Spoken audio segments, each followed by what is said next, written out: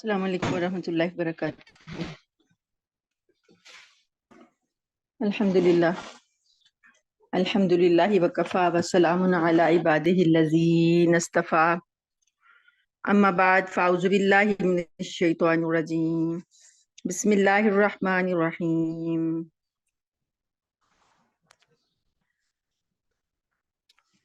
رب اشرح لی صدری ویسر لی امری واحلل عقدۃ من لسانی یفقہوا قولی۔ اللہم ارنا الحق حقا وارزقنا اتباعہ وارنا الباطل باطلا وارزقنا اجتنابہ۔ اما بعد فاعوذ باللہ من الشیطان الرجیم، بسم اللہ الرحمن الرحیم۔ 5واں پارہ اور سورہ النساء شروع ہوئی ہے اور ہماری آیت ہے آج کی آیت نمبر 57۔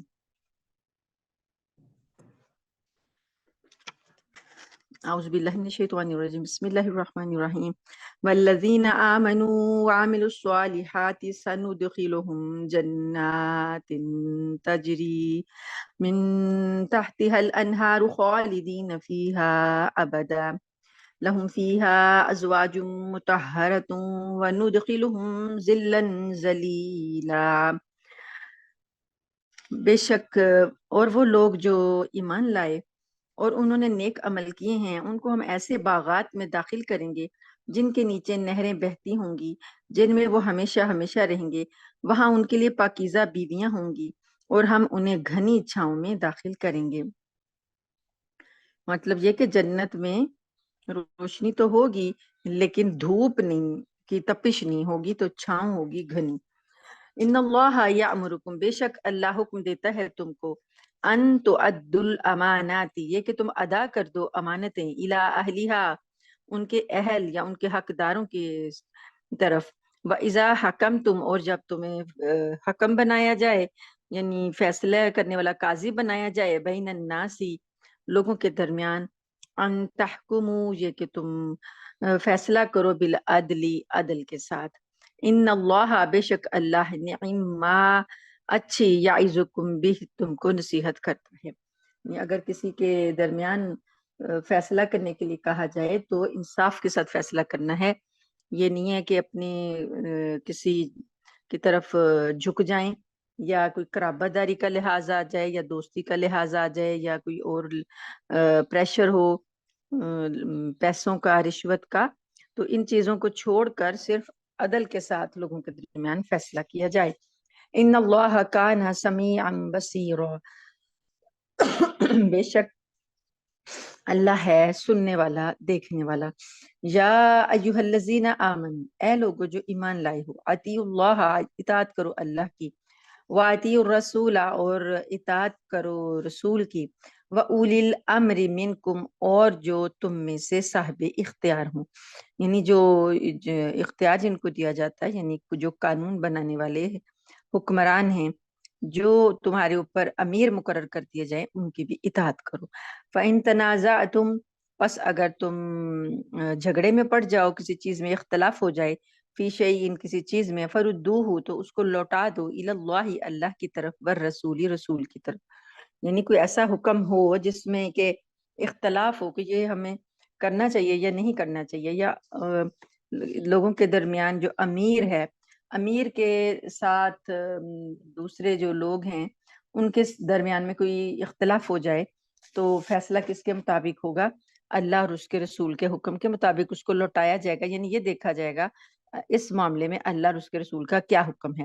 اب چاہے امیر غلط ہو اسے بھی رجوع کرنا پڑے گا اللہ اور اس کے رسول کی طرف، اور اگر دوسرے جو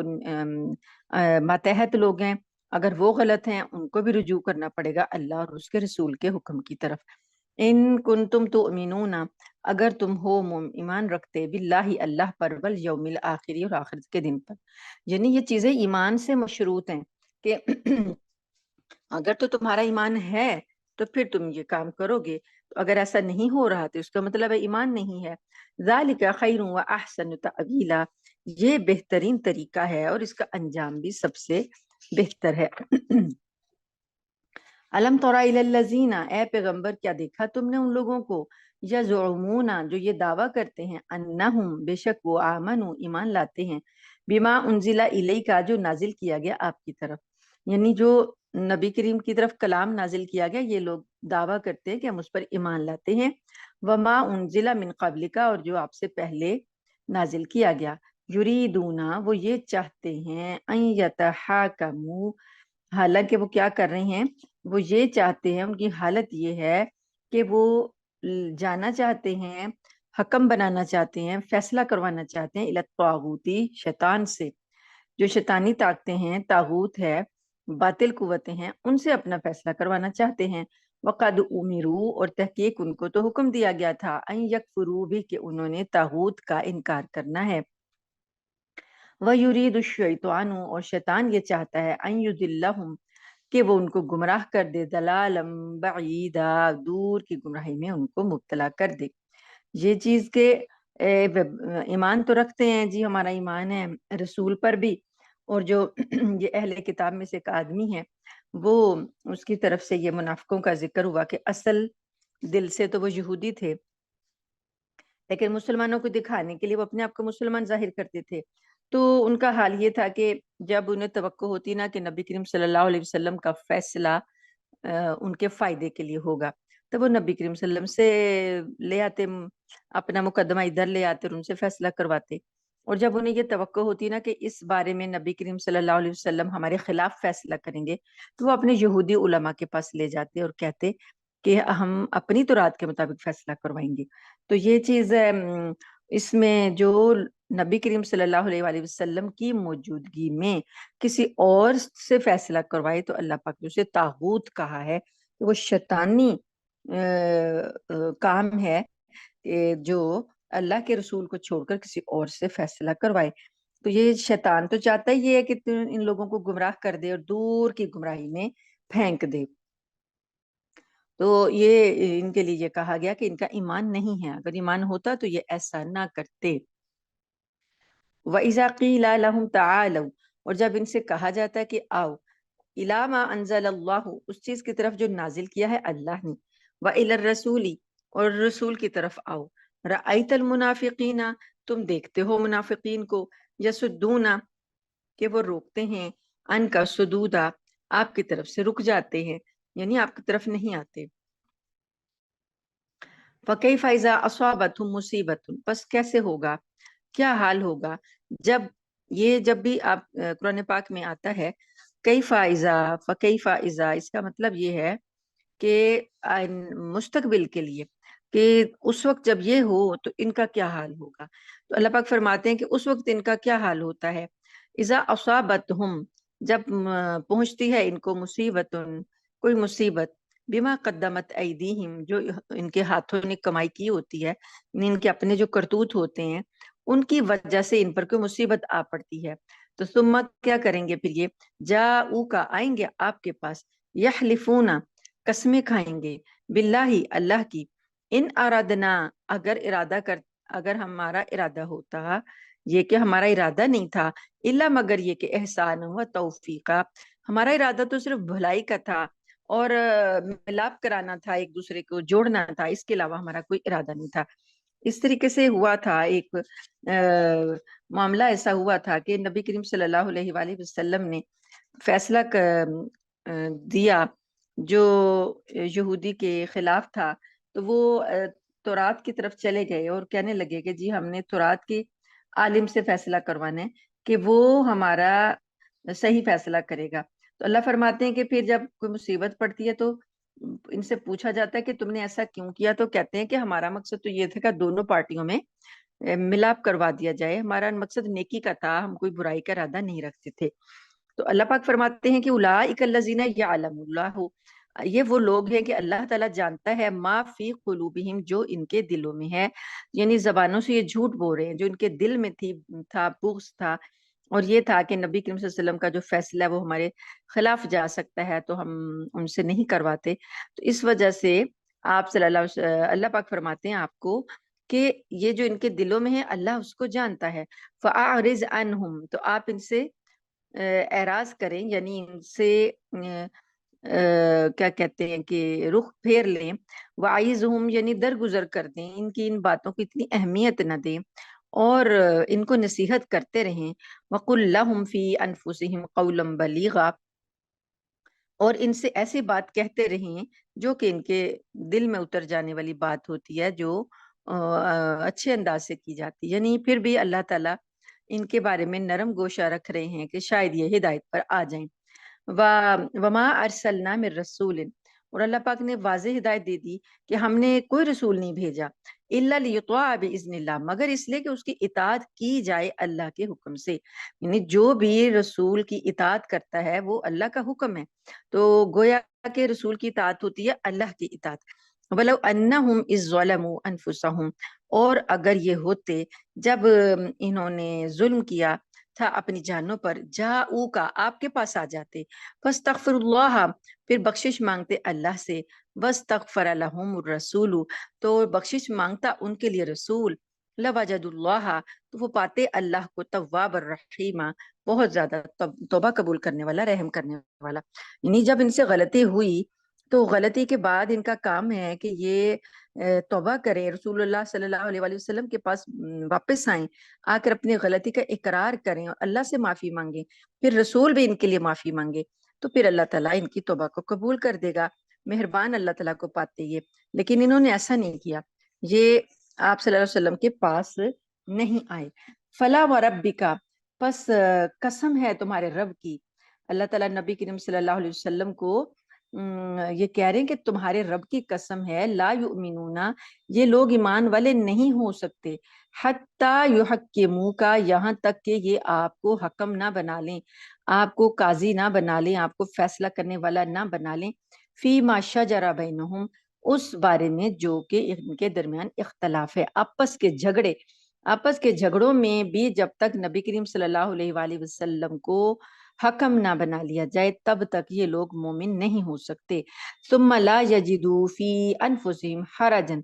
پھر جو فیصلہ نبی کر دیں اس کے بارے میں اپنے دلوں میں کوئی تنگی بھی محسوس نہ کریں، یعنی جو نبی کا فیصلہ ہے اسے خوشی خوشی قبول کریں، مما قضیتا جو آپ نے فیصلہ کر دیا، وَيُسَلِّمُوا تسلیما اور اس کے آگے مکمل سر تسلیم خم کر دیں۔ تو یہ ہے ایمان کی، نبی کریم صلی اللہ علیہ وآلہ وسلم پر ایمان، آپ صلی اللہ علیہ وسلم کے فیصلوں پر ایمان، آپ صلی اللہ علیہ وسلم کے حکموں پر ایمان۔ اس کی حیثیت یہ ہے کہ اللہ پاک نے فرمایا کہ یہ اس وقت تک مومن ہو نہیں سکتے جب تک نبی کے فیصلوں کو تسلیم نہ کریں دل سے، کوئی دل میں تنگی بھی نہ ہو، اور سر تسلیم جب تک نہیں جھکاتے یہ ایمان والے نہیں ہو سکتے۔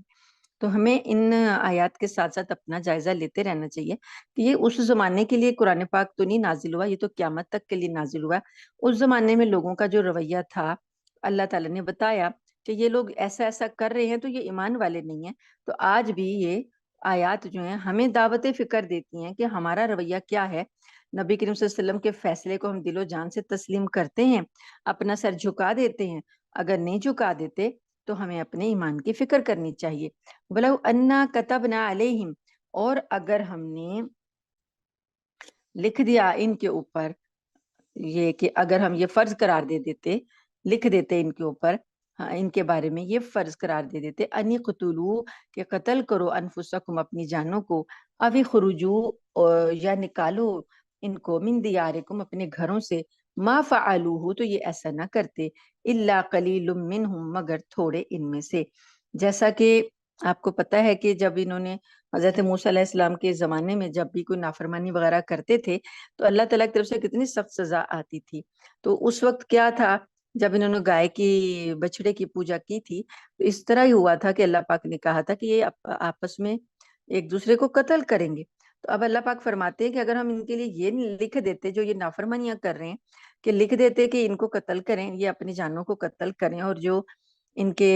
گھروں سے ان کو نکال دیا جائے، تو یہ ایسا نہ کرتے مگر تھوڑے ان میں سے۔ وَلَوْ أَنَّهُمْ فَعَلُوا اور اگر یہ جس چیز کی ان کو نصیحت کی جا رہی ہے، ما یوعظون جو نصیحت کی جا رہی ہے، اگر یہ وہ کام کر لیں بھی کان لکان خیر لہم تو یہ بہتر ہوتا ان کے لیے، واشد تثبیتا اور خوب ثابت قدمی پیدا کر دیتا۔ یعنی بنی اسرائیل کو جو اتنے اتنے بڑے سخت احکام دیے گئے تھے، اس کے بعد اب تو شریعت محمدی میں تو آسان آسان احکام دیے جا رہے ہیں، تو یہ اس کے اوپر عمل کر لیتے تو ان کے لیے بہت اچھا ہوتا۔ بعض روایات میں یہ بھی آتا ہے کہ کچھ یہودیوں نے یہ بھی شیخی بگھاری نبی کریم صلی اللہ علیہ وسلم کے سامنے کہ ہم تو ایسے فرمانبردار قوم ہیں کہ جب ہمارے آباء و اجداد کو یہ حکم ہوا کہ ایک دوسرے کو قتل کرو تو انہوں نے اس جیسے سخت حکم پر بھی عمل کرنے سے دریغ نہیں کیا تھا۔ اللہ تعالیٰ فرماتے ہیں کہ اگر ان کو اب ہم یہ والے فرائض دے دیتے، یہ والے احکامات دے دیتے تو یہ کبھی بھی عمل نہ کرتے۔ تو ان کو جو یہ آسان احکام دیے جا رہے ہیں، اگر یہ ان پر عمل کر لیں تو ان کے لیے بہت اچھا ہوتا۔ آگے آیت نمبر ہے 67، وَإِذَا لَآتَيْنَاهُم مِّن لَّدُنَّا أَجْرًا عَظِيمًا، اور اس صورت میں جب یہ عمل کرتے ہماری ہدایات پر تو ہم ان کو اپنی طرف سے بہت بڑا اجر عطا کرتے۔ وَلَهَدَيْنَاهُمْ صِرَاطًا مُسْتَقِيمًا، اور ہم انہیں ضرور ان کو ہدایت دیتے سیدھے راستے کی۔ وَمَن يُطِعِ اللَّهَ وَالرَّسُولَ، اور جو کوئی شخص اطاعت کرے اللہ کی اور اس کے رسول کی، فَأُولَٰئِكَ مَعَ الَّذِينَ، پس وہ لوگ جو ان کے ساتھ ہیں، انعم اللہ علیہم، اللہ نے ان پر انعام کیا ہے، من النبیین، نبیوں میں سے، والصدیقین، اور سچوں میں سے، صدیقین جو جن کو اللہ کے ہاں وہ اتنے سچے ہیں کہ اللہ کے ہاں انہیں صدیق لکھ لیا جاتا ہے، والشہداء، اور شہداء، والصالحین، اور نیکوکار لوگ، وحسن اولئک رفیقا، اور یہ کتنے اچھے ساتھی ہیں۔ یعنی جو کوئی اللہ اور اس کے رسول کی اطاعت کرے گا تو وہ کن لوگوں کے ساتھ ہوگا؟ انعام یافتہ لوگوں کے ساتھ ہوگا۔ ہم جب قرآن پاک کی میں جب نماز میں سورۃ فاتحہ پڑھتے ہیں تو ہم اس میں اللہ تعالیٰ سے کیا کہتے ہیں کہ اللہ تعالیٰ ہمیں انعام یافتہ لوگوں میں شامل کرنا، انعمت علیہم، وہ لوگ جن پر تو نے انعام کیا ہے۔ اب وہ انعام یافتہ لوگ کون ہیں؟ ان کی یہ بتائی ہیں کہ یہ لوگ انعام یافتہ ہیں کہ نبی ہیں، صدیق ہیں، شہداء ہیں، صالحین ہیں۔ یعنی یہ اللہ کے ہاں یہ رتبے جن لوگوں کو مل گئے تو یہ ہیں انعام یافتہ لوگ، ان پر اللہ کا انعام اور فضل ہوا ہے۔ تو اللہ فرماتے ہیں کہ جو اللہ اور اس کے رسول کی اطاعت کرے گا وہ ان لوگوں کے ساتھ ہوگا جن پر اللہ نے انعام کیا ہے، نبیوں کے ساتھ، سچوں کے ساتھ۔ اب صدیق کے بارے میں ہم جیسے حضرت ابوبکر صدیق رضی اللہ تعالیٰ عنہ کو پکارتے ہیں تو ان کا لقب صدیق کے ساتھ پکارتے ہیں، کیوں کہ انہوں نے اتنی سچائی اختیار کی، اتنی سچائی اختیار کی کہ نبی کریم صلی اللہ علیہ وسلم کی جناب سے ان کو صدیق کا لقب مل گیا۔ اور ویسے بھی جو آدمی ہمیشہ سچ بولتا رہتا ہے، سچ بولتا رہتا ہے، اور اس کے رجسٹر میں اللہ تعالیٰ فرماتے ہیں کہ اتنا وہ سچ بولتا ہے کہ اللہ کے ہاں اس کو صدیق لکھ لیا جاتا ہے۔ سچایا سچ بولنے میں، خالی بولنے میں نہیں ہوتا، عمل کرنے میں بھی ہوتا ہے۔ یعنی سچائی کی تصدیق کرنا اور سچائی کو اختیار کرنا تو اللہ کے ہاں اسے صدیق لکھ لیا جاتا ہے۔ شہداء کا تو آپ کو پتہ ہی ہے کہ جو اللہ کی راہ میں شہید ہو جائیں، وہ صالحین اور نیکوکار لوگ جو ہیں یہ بہت ہی اچھے آپس میں ساتھی ہیں۔ اب دیکھیے ہم لوگوں کو یہاں پر دنیا میں بھی ہمارا ایک سوشل سرکل ہوتا ہے، ہماری کچھ دوستیاں ہوتی ہیں، ہمارے کوئی میل ملاپ ہوتے ہیں، تو ہر شخص اپنے حساب کے لوگوں سے ملتا جلتا ہے نا۔ آپ نے دیکھا ہوگا کہ جو ملازم پیشہ لوگ ہوتے ہیں ان کی دوستیاں ملازم پیشہ لوگوں کے ساتھ ہوتی ہیں، جو کاروباری حضرات ہوتے ہیں ان کی دوستیاں کاروباری تاجر حضرات کے ساتھ ہوتی ہیں، اسی طرح جو جس ٹائپ کے لوگ ہوتے ہیں ان کی دوستیاں انہی لوگوں کے ساتھ ہوتی ہیں۔ یعنی ان کا جو سوشل سرکل ہوتا ہے یا جن کے ساتھ میل ملاپ ہوتا ہے وہ وہی لوگ ہوتے ہیں جس حساب کا وہ بندہ ہوتا ہے۔ تو یہاں پر اللہ پاک نے جو اپنے ان لوگوں کا جو سرکل بنے گا، نبیوں کا، صدیقین کا، شہداء کا، صالحین کا، ان کے ساتھ کون کون رہے گا، ان کے ساتھ کس کا میل ملاپ ہوگا، وہ ہے وَمَن يُطِعِ اللَّهَ وَالرَّسُولَ، وہ شخص جس نے اطاعت کر لی اللہ کی اور اس کے رسول کی، اس کو ان کی رفاقت نصیب ہوگی۔ یہ اللہ کے انعام یافتہ بندے، یہ بہت اعلیٰ کلاس کے لوگ، ان کی رفاقت ان کو نصیب ہوگی۔ ذالک الفضل من اللہ، یہ اللہ کی طرف سے فضل ہے۔ وکفا باللہ علیما، اور اللہ تعالی علم رکھنے میں، جاننے میں، اللہ تعالیٰ ان سارے لوگوں کے بارے میں جاننے میں کافی ہے کہ کیا حالات ہیں تم سب کے، اللہ اس سے کافی ہے۔ یا ایھا الذین آمنو، اے لوگ جو ایمان لائے ہو، خذو हिजरकुम, तुम अपने हथियार पकड़ के रखो, बचाव का सामान पकड़ के रखो। फनफिरू, फिर निकलो, सुबातिन यानी जिहाद के लिए निकलो, दस्तों की शक्ल में, अविन फिर अकेले अकेले, अविन फिरू जमिया, या ग्रोहों की शक्ल में इकट्ठे होकर, यानी इनफरादी तौर पर निकलो या इज्तिमाई तौर पर निकलो, तो अपना असलहा जो है वो अपने साथ रखो। व इन्ना मिनकुम लमन लमन लयुबत्तिअन्ना, और बेशक तुम में जरूर कोई ऐसा भी होगा जो सुस्ती दिखाएगा। फ़इन अस्वाबतकुम मुसीबतुन, बस अगर तुमको कोई मुसीबत पहुंचे, यानी जिहाद के दौरान में मुसलमानों को कोई नुकसान पहुंचे, तो क़ाला, वो कहता है, क़द अनअम अल्लाहु अलैया, तहकीक मुझ पर तो अल्लाह ने बड़ा इनाम कर दिया। इज़ लम अकुम मअहुम शहीदा, कि उस जबकि मैं उस वक्त उनके साथ नहीं था, हाजिर नहीं था, मौजूद नहीं था। यानी कि अल्लाह ताला इधर हुक्म दे रहे हैं कि हल्के हो या भारी हो, अकेले हो या जमीयत में हो, निकलो, अपने हथियार लेकर जिहाद के लिए निकलो। लेकिन अगर कोई शख्स दिल से राजी नहीं है, या वो कोई सुस्ती दिखाने वाला शख्स है, तो वो क्या करता है कि जब मुसलमानों को जाके खबर मिलती है ना कि मुसलमानों का कोई नुकसान हो गया या मुसलमानों को कोई तकलीफ पहुंच गई, तो वो बड़ा खुश होते हैं और शुक्र अदा करते हैं, कहते हैं कि अल्लाह का शुक्र है, अल्लाह ने तो बड़ा ही मुझ पर इनाम कर दिया कि मैं इस वक्त उनके साथ मौजूद नहीं था। तो ये जी चुराने वाले लोग हैं। आयत नंबर है 73। और अगर वलाइन असाबकुम फज़लुम मिनल्लाहि, और अगर अल्लाह की तरफ से कोई फजल पहुंच जाए तुमको, लयक़ूलुन्ना कअल्लम तकुम बैनकुम व बैनहुम मवद्दत, तो फिर ऐसे बात करते हैं कि गोया तुम्हारे और उनके दरमियान कोई भी दोस्ती ना हो।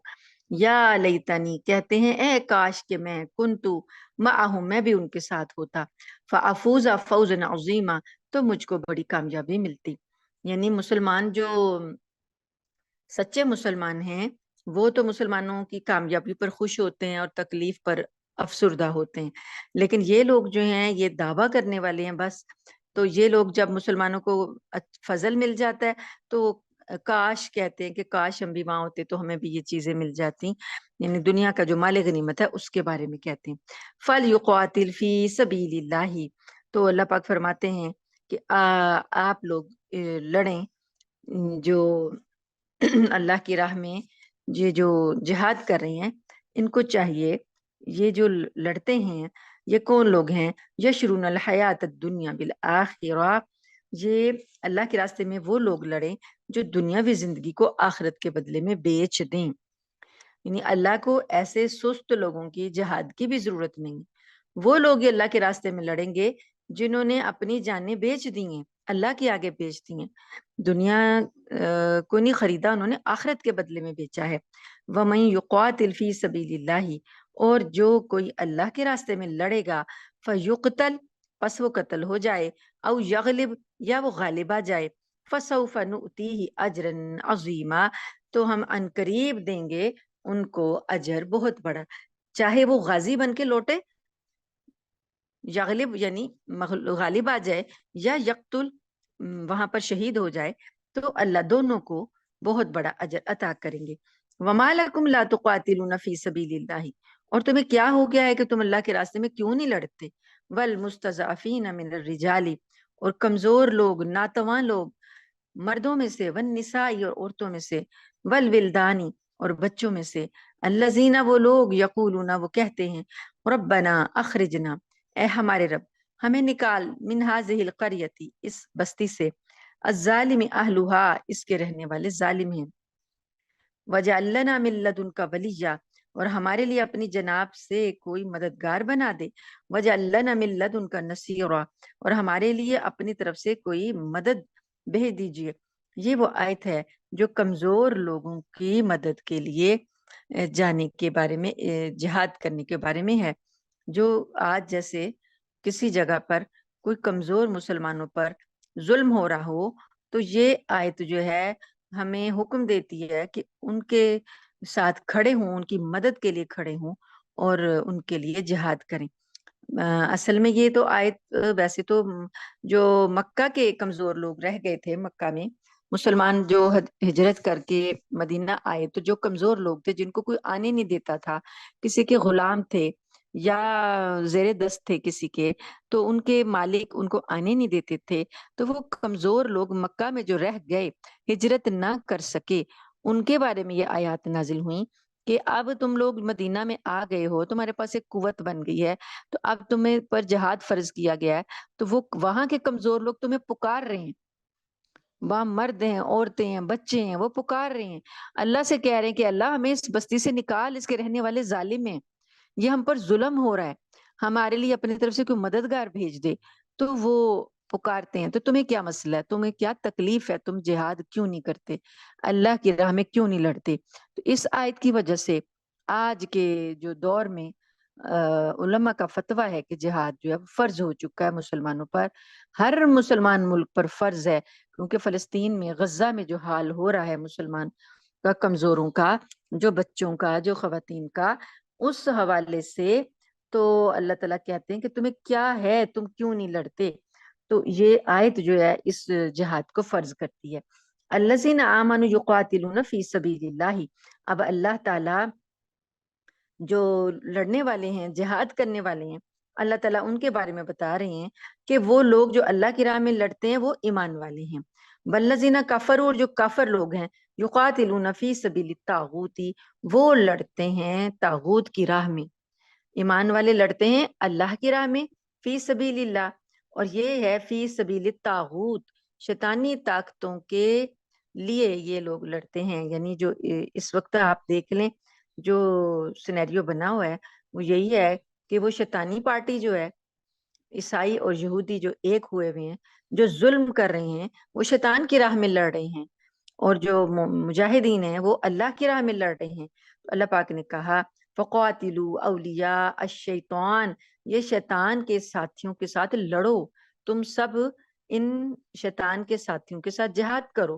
ان کے ساتھ لڑو، تو کوئی یہ اتنی بڑی بات نہیں ہوگی، یہ شیطانی طاقتیں کوئی بہت بڑی طاقتیں نہیں ہیں، ان کید الشیطان کان ضعیفا، شیطان کی تو چالیں بہت ہی کمزور ہیں، شیطان کی چال کبھی بھی کامیاب نہیں ہوگی، تھوڑی سی ہمت دکھاؤ، شیطان کی چالیں ساری کی ساری ملیا میٹ ہو جائیں گی۔ یہ آیات جو ہیں آپ نے اگر سنی ہوں تقاریر حماس کے لیڈروں کی، وہ یہ آیات پڑھتے ہیں کہ دونوں آیات کی وہ تلاوت کرتے ہیں، اور وہ یہ کہتے ہیں کہ شیطان کی چال جو ہے بڑی کمزور ہے، اپنے مجاہدین کو وہ حوصلہ دلاتے ہیں کہ تم شیطانی طاقتوں سے نہ ڈرنا، یہ شیطان اکٹھے ہوئے ہوئے ہیں، تو آپ ان کے آگے ہمت دکھائیں، تو یہ سارے کے سارے کمزور لوگ ہیں۔ الم تر الی الذین قیل لهم کفوا ایدیکم، کیا دیکھا آپ نے ان لوگوں کو، ان لوگوں کی طرف دیکھا جن سے جب وہ مکی زندگی میں تھے تو ان سے کہا جاتا تھا کہ اپنے ہاتھ رو کر رکھو، وَأَقِيمُوا الصَّلَاةَ، اور نماز کو قائم کرو، وَآتُوا الزَّكَاةَ، اور زکوٰۃ دو۔ آپ نے سیرت کی کلاس میں یہ بات سنی ہے نا کہ مکہ کی جو 13 سالہ زندگی ہے اس میں ہاتھ کو روک کر رکھنے کا حکم دیا گیا تھا، کہ وہاں پر جو بھی کفار ظلم کرتے تھے مسلمانوں پر، تو مسلمانوں کو صبر کرنے کا حکم تھا، ہاتھ روکنے کا حکم تھا، بدلہ لینے کی اجازت نہیں تھی۔ تو اللہ پاک فرماتے ہیں کہ وہ لوگ جب ان کو یہ کہا گیا تھا کہ اپنے ہاتھوں کو روک کر رکھو اور بس دو کام کرنے ہیں، نمازیں ادا کرنی ہیں، جو اللہ کے فرائض ہیں ان کو ادا کرنا ہے، باقی جہاد نہیں کرنا ابھی، تو اب فلما کتب علیہم القتال، اب مدینہ میں آئے ہیں تو اب ان پر جہاد فرض ہوا، تو اللہ فرماتے ہیں کہ پس جب لکھ دیا گیا، فرض کر دیا گیا ان پر قتال، تو اس وقت یہ لوگوں کی خواہش ہوتی تھی کہ ہمیں حکم دیا جائے کہ ہم بھی لڑیں، کیونکہ آپ کو پتا ہے کہ عرب معاشرے میں لڑنا جھگڑنا تو ایک عام معمولی بات تھی، وہ تو ان کی تو صدیوں صدیوں تک لڑائیاں جاری رہتی تھیں۔ تو جب مسلمانوں کو اس وقت منع کیا گیا تھا کہ آپ نے جواب نہیں دینا، بس صبر کرنا ہے، تو اس وقت ان کے دلوں میں خواہش تھی کہ اللہ تعالیٰ ہمیں حکم دے دینا لڑنے کا تو ہم انہیں مزہ چکھا دیں۔ تو اب دیکھیے حضرت عمر فاروق رضی اللہ تعالیٰ عنہ، حضرت حمزہ رضی اللہ تعالیٰ عنہ، اتنے بہادر شیروں جیسے لوگ جنہوں نے بعد میں اتنے اتنے جنگوں میں کارنامے انجام دیے، حضرت علی رضی اللہ تعالیٰ عنہ جیسے لوگ، تو وہ مکہ میں جب تھے تو اس وقت بھی تو لڑ سکتے تھے نا، 13 سال رہے ہیں مکہ میں، تو اس وقت کیوں نہیں جنگ کی کسی نے؟ اس لیے کہ اللہ تعالیٰ نے حکم نہیں دیا تھا، اللہ تعالیٰ نے کہا تھا کہ یہاں پر صرف صبر کرنا ہے۔ اب جب یہاں مدینہ آئے ہیں، اب ان پر قتال یا لڑائی جو ہے، جنگ جو ہے فرض ہوئی ہے۔ اللہ پاک فرماتے ہیں کہ اب جب کہ فرض کر دیا گیا ان کے اوپر قتال، ان کے اوپر جہاد فرض کر دیا گیا، اذا فریق منہم، تو ان میں سے ایک گروہ، یخشون الناس کخشیت اللہ، ایسے ڈرنے لگے لوگوں سے جیسے کہ اللہ سے ڈرنا چاہیے۔ آپ کو یاد ہوگا جب غزوہ بدر کے بارے میں اللہ تعالیٰ نے حکم دیا کہ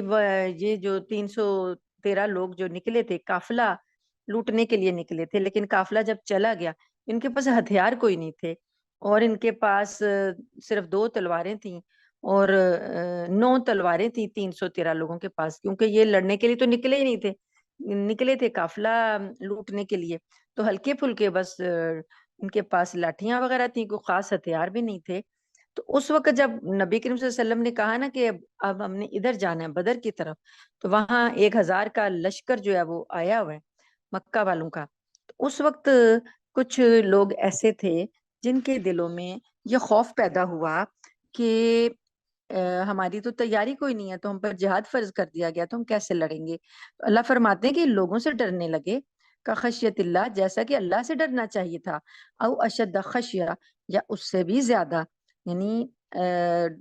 اللہ سے زیادہ لوگوں سے ڈرنے لگے، اور کیا کہنے لگے؟ وقالوا ربنا لما كتبت علينا القتال، اے ہمارے رب، ہم پر قتال کیوں فرض کر دیا گیا؟ لولا اخرتنا الى اجل قریب، ہمیں تھوڑی سی مہلت کیوں نہ دے دی گئی کہ ہم تیاری کر لیتے، کیونکہ ابھی 1 ہی سال تو ہوا تھا مدینہ آئے ہوئے، تو مدینہ میں آنے کے بعد ابھی نبی کریم صلی اللہ علیہ وسلم دوسرے کاموں میں مصروف تھے، مواخات کروائی، میثاق مدینہ کیا، لوگوں کے ساتھ معاملات طے کیے، مدینہ کے اندر جو بھی ضروری کام تھے، ابھی مہاجرین کی آباد کاری تھی، یہ سب ہو رہا تھا، تو ساتھ ہی 1 سال کے بعد ہی ساتھ ہی جنگ بدر آ گئی۔ تو اب لوگوں کے دل میں یہ خواہش آئی کہ کیا ہو جاتا کہ اگر ہمیں تھوڑی مہلت دے دی جاتی، کہ ابھی تو ہم آئے ہی ہیں ادھر، ابھی تو ہم سیٹ بھی نہیں ہوئے،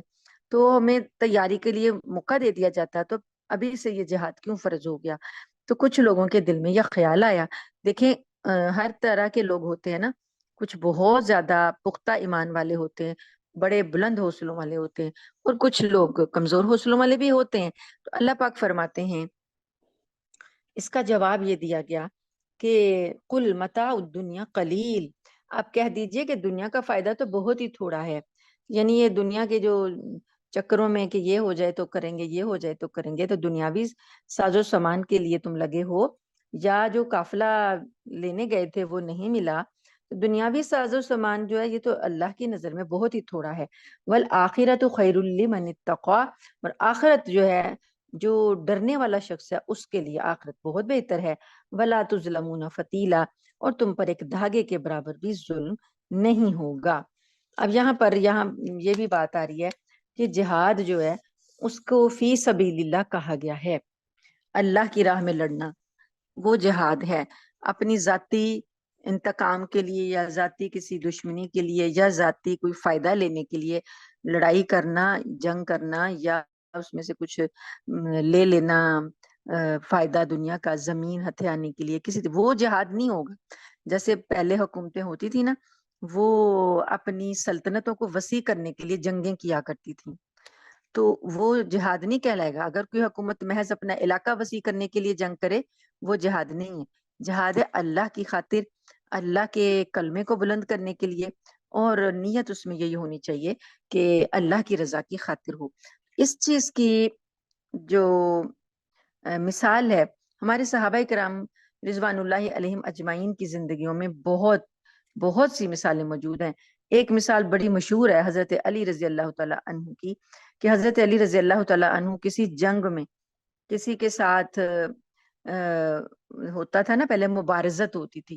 کہ مبارزت میں ہوتا تھا کچھ لوگ پہلے آتے تھے، پہلوان ٹائپ کے لوگ ہوتے تھے، وہ کہتے تھے کہ للکارتے تھے کہ میرے مقابلے میں کون آئے گا، میرے مقابلے میں کون آئے گا، تو دوسری طرف سے لوگ جاتے تھے جو اپنے آپ کو سمجھتے تھے کہ ہم ان کا مقابلہ کر سکتے ہیں۔ جیسے غزوہ بدر میں پہلے اتبا آیا، شیبہ آیا، اور وہ ولید آیا، کہ بھئی ہمارے ساتھ کون مقابلہ کرے گا، یہ اپنے لشکر کے بہترین قسم کے پہلوان تھے.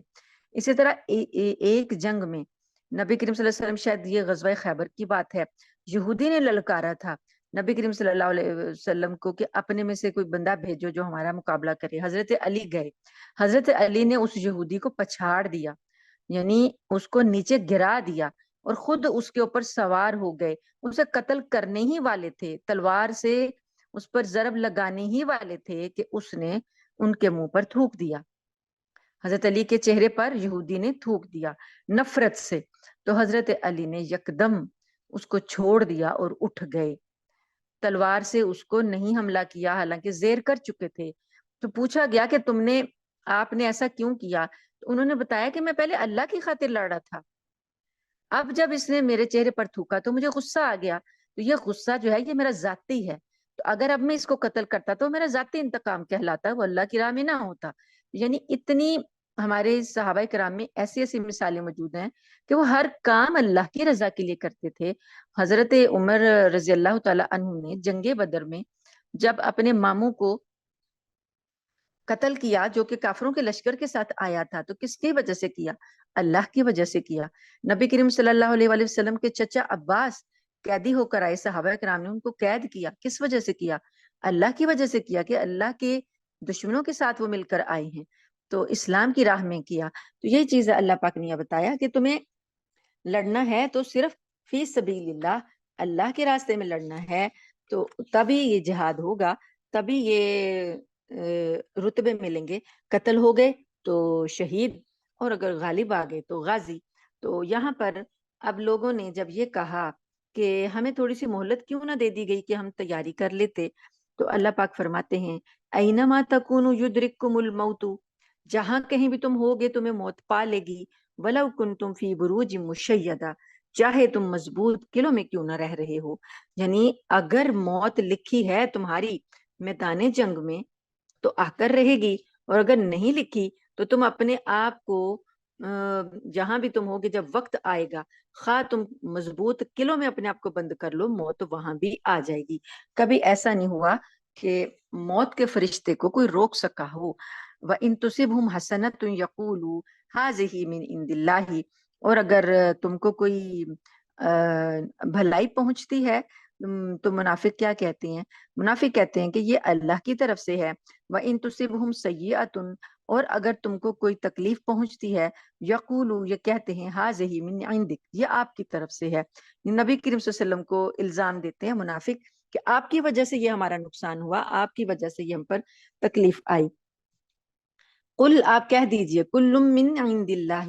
سب کچھ اللہ کی طرف سے ہے، اچھائی بھی اور برائی بھی. جو تمہیں بھلائی مل رہی ہے، فائدہ مل رہا ہے یا نقصان مل رہا ہے، یہ سب کچھ اللہ کی طرف سے ہے. فما لہؤلاء القوم لا یکادون یفقہون حدیثا. تو اللہ تعالیٰ فرماتے ہیں کہ کیا ہوا ان لوگوں کو، کیا ہو گیا ان لوگوں کو کہ یہ آپ کی بات سمجھنے کے قریب نہیں آتے. ما اصابک من حسنۃ فمن اللہ، جو کوئی تم لوگوں کو اچھائی پہنچتی ہے وہ اللہ کی طرف سے ہے. وما اصابک من سیئۃ، اور جو کوئی تم لوگوں کو کوئی تکلیف پہنچتی ہے فمن نفسک، تو وہ تمہارے اپنے سبب سے ہوتی ہے. یعنی انسان یہ سوچے کہ میری غلطی کی وجہ سے میرے ساتھ یہ نقصان ہوا. وَأَرْسَلْنَاكَ لِلنَّاسِ رَسُولًا، اور ہم نے آپ کو بھیجا ہے لوگوں کے لیے رسول بنا کر. وَكَفَى بِاللَّهِ شَهِيدًا، اور اللہ تعالیٰ گواہ کافی ہے. اب یہ دیکھیے کہ جو سمجھنے کی جو یہاں پر بات اللہ تعالیٰ نے بتائی کہ اگر کسی کو فائدہ پہنچتا ہے تو وہ بھی اللہ کے حکم سے پہنچتا ہے، نقصان پہنچتا ہے تو وہ بھی اللہ کے حکم سے پہنچتا ہے. لیکن اسباب جو ظاہری ہیں، دوسری طرف یعنی ان آیات میں اللہ پاک نے دو باتیں بتا دی نا. ایک تو یہ کہا کہ دونوں چیزیں میری طرف سے، تو دوسری آیت میں اللہ تعالیٰ نے یہ کہہ دیا کہ جو نیکی یا اچھائی بھلائی ملے گی وہ اللہ کی طرف سے ہے، اور جو کوئی تکلیف ملے گی فمن نفسک، وہ تمہاری اپنی جان کی طرف سے ہے. تو یعنی کہ تمہارے اپنے اختیار سے کوئی غلطی ہوئی ہے جس کی پاداش میں تمہیں یہ نقصان ملا ہے. تو جو لوگ نبی کریم صلی اللہ علیہ وآلہ وسلم پر ذمہ داری عائد کر رہے تھے کہ یہ آپ کی وجہ سے ایسا ہوا، آپ ہمیں وہاں نہ لے کر جاتے، آپ کی وجہ سے، یہ منافقین ہی زیادہ تر کہتے تھے تو آپ کی وجہ سے ہوا۔ تو نبی کریم صلی اللہ علیہ وآلہ وسلم کے بارے میں اللہ نے کہا آپ کو تو صرف اللہ نے رسول بنا کر بھیجا ہے، باقی نفع نقصان کا اختیار تو اللہ تعالیٰ کے پاس ہے۔ وَكَفَى بِاللَّهِ شَهِيدًا، اور اللہ تعالیٰ اس بات کے گواہ کافی ہے۔ من یطع الرسول فقد اطاع اللہ، جو رسول کی اطاعت کرے گا گویا اس نے کس کی اطاعت کی؟ اس نے اللہ کی اطاعت کی۔ رسول کی اطاعت اصل میں اللہ کی اطاعت ہے۔ تو کوئی شخص رسول پر احسان نہیں دھرے کہ بھئی ہم نے جو آپ کا کہنا مانا تو یہ ہوا۔ تم نے اللہ کی اطاعت کی ہے۔ رسول جو ہیں وہ اللہ کے حکم کے علاوہ نہیں بولتے، رسول اللہ کے حکم کے علاوہ بات نہیں کرتے، وہی بات کرتے ہیں جو اللہ تعالیٰ نے حکم دیا ہوتا ہے۔ ومن تولا فما ارسلناک علیہم حفیظا، اور اللہ تعالیٰ فرماتے ہیں جو منہ پھیر لے پیغمبر کی اطاعت سے، جو کوئی منہ پھیر لے تو ہم نے آپ کو ان کے اوپر نگران بنا کر نہیں بھیجا، کہ آپ ان کے اوپر داروغہ نہیں ہے کہ ہر وقت آپ ان کے اعمال کی نگرانی کریں گے۔ آپ کا کام ہے پہنچا دینا، اور ان کا کام ہے اطاعت کرنا۔ آیت نمبر آگے آ رہی ہے 81، سورہ النساء کی آیت نمبر 81۔ وَيَقُولُونَ طَاعَةٌ، اور یہ منافق لوگ کہتے ہیں کہ ہم اطاعت کرتے ہیں۔ فَإِذَا بَرَزُوا مِنْ عِنْدِكَ، لیکن جب یہ آپ کی طرف سے چلے جاتے ہیں، آپ کے پاس سے جب باہر جاتے ہیں، بَيَّتَ طَائِفَةٌ مِّنْهُمْ، تو یہ کیا کرتے ہیں؟ مشورے کرتے ہیں، ایک گروہ آپس میں مشورے کرتا ہے، غیر الذی تقول، اس بارے میں جو آپ نے نہیں کہا ہوتا، یعنی کوئی بات آپ نے اگر کہی ہے تو سامنے کہہ دیتے ہیں کہ ہم نے اطاعت کی، اور بعد میں کسی اپنے گروہوں میں جاتے ہیں تو جو آپ کی بات نہیں ہوتی نا وہی بات کہتے ہیں۔ واللہ یکتب ما یبیتون، تو اللہ فرماتے ہیں کہ اللہ لکھ رہا ہے جو کچھ یہ مشورے کر رہے ہیں، جو یہ بیٹھ کے رات کے وقت، یہ مشورے زیادہ تر رات کو کرتے تھے، اپنی بیٹھک لگاتے تھے، تو اس لیے یہ اس کو رات کا مشورہ کہا گیا کہ فَعَارِضْ عَنْهُمْ وَتَوَكَّلْ عَلَى اللَّهِ۔ تو نبی کریم صلی اللہ علیہ وآلہ وسلم کو تو اللہ تعالیٰ بتا دیتے تھے وحی کے ذریعے، تو اللہ نے فرمایا کہ اللہ نے لکھ لیا ان کا جو رات کو انہوں نے مشورہ کیا تھا، تو آپ ان سے درگزر کریں اور اللہ پر بھروسہ رکھیں۔ وَكَفَى بِاللَّهِ وَكِيلًا، اور اللہ کافی ہے کارساز۔ اب یہاں پر نبی کریم صلی اللہ علیہ وآلہ وسلم کو، یہاں پر نبی کریم صلی اللہ علیہ وآلہ وسلم کو اللہ تعالیٰ نے جو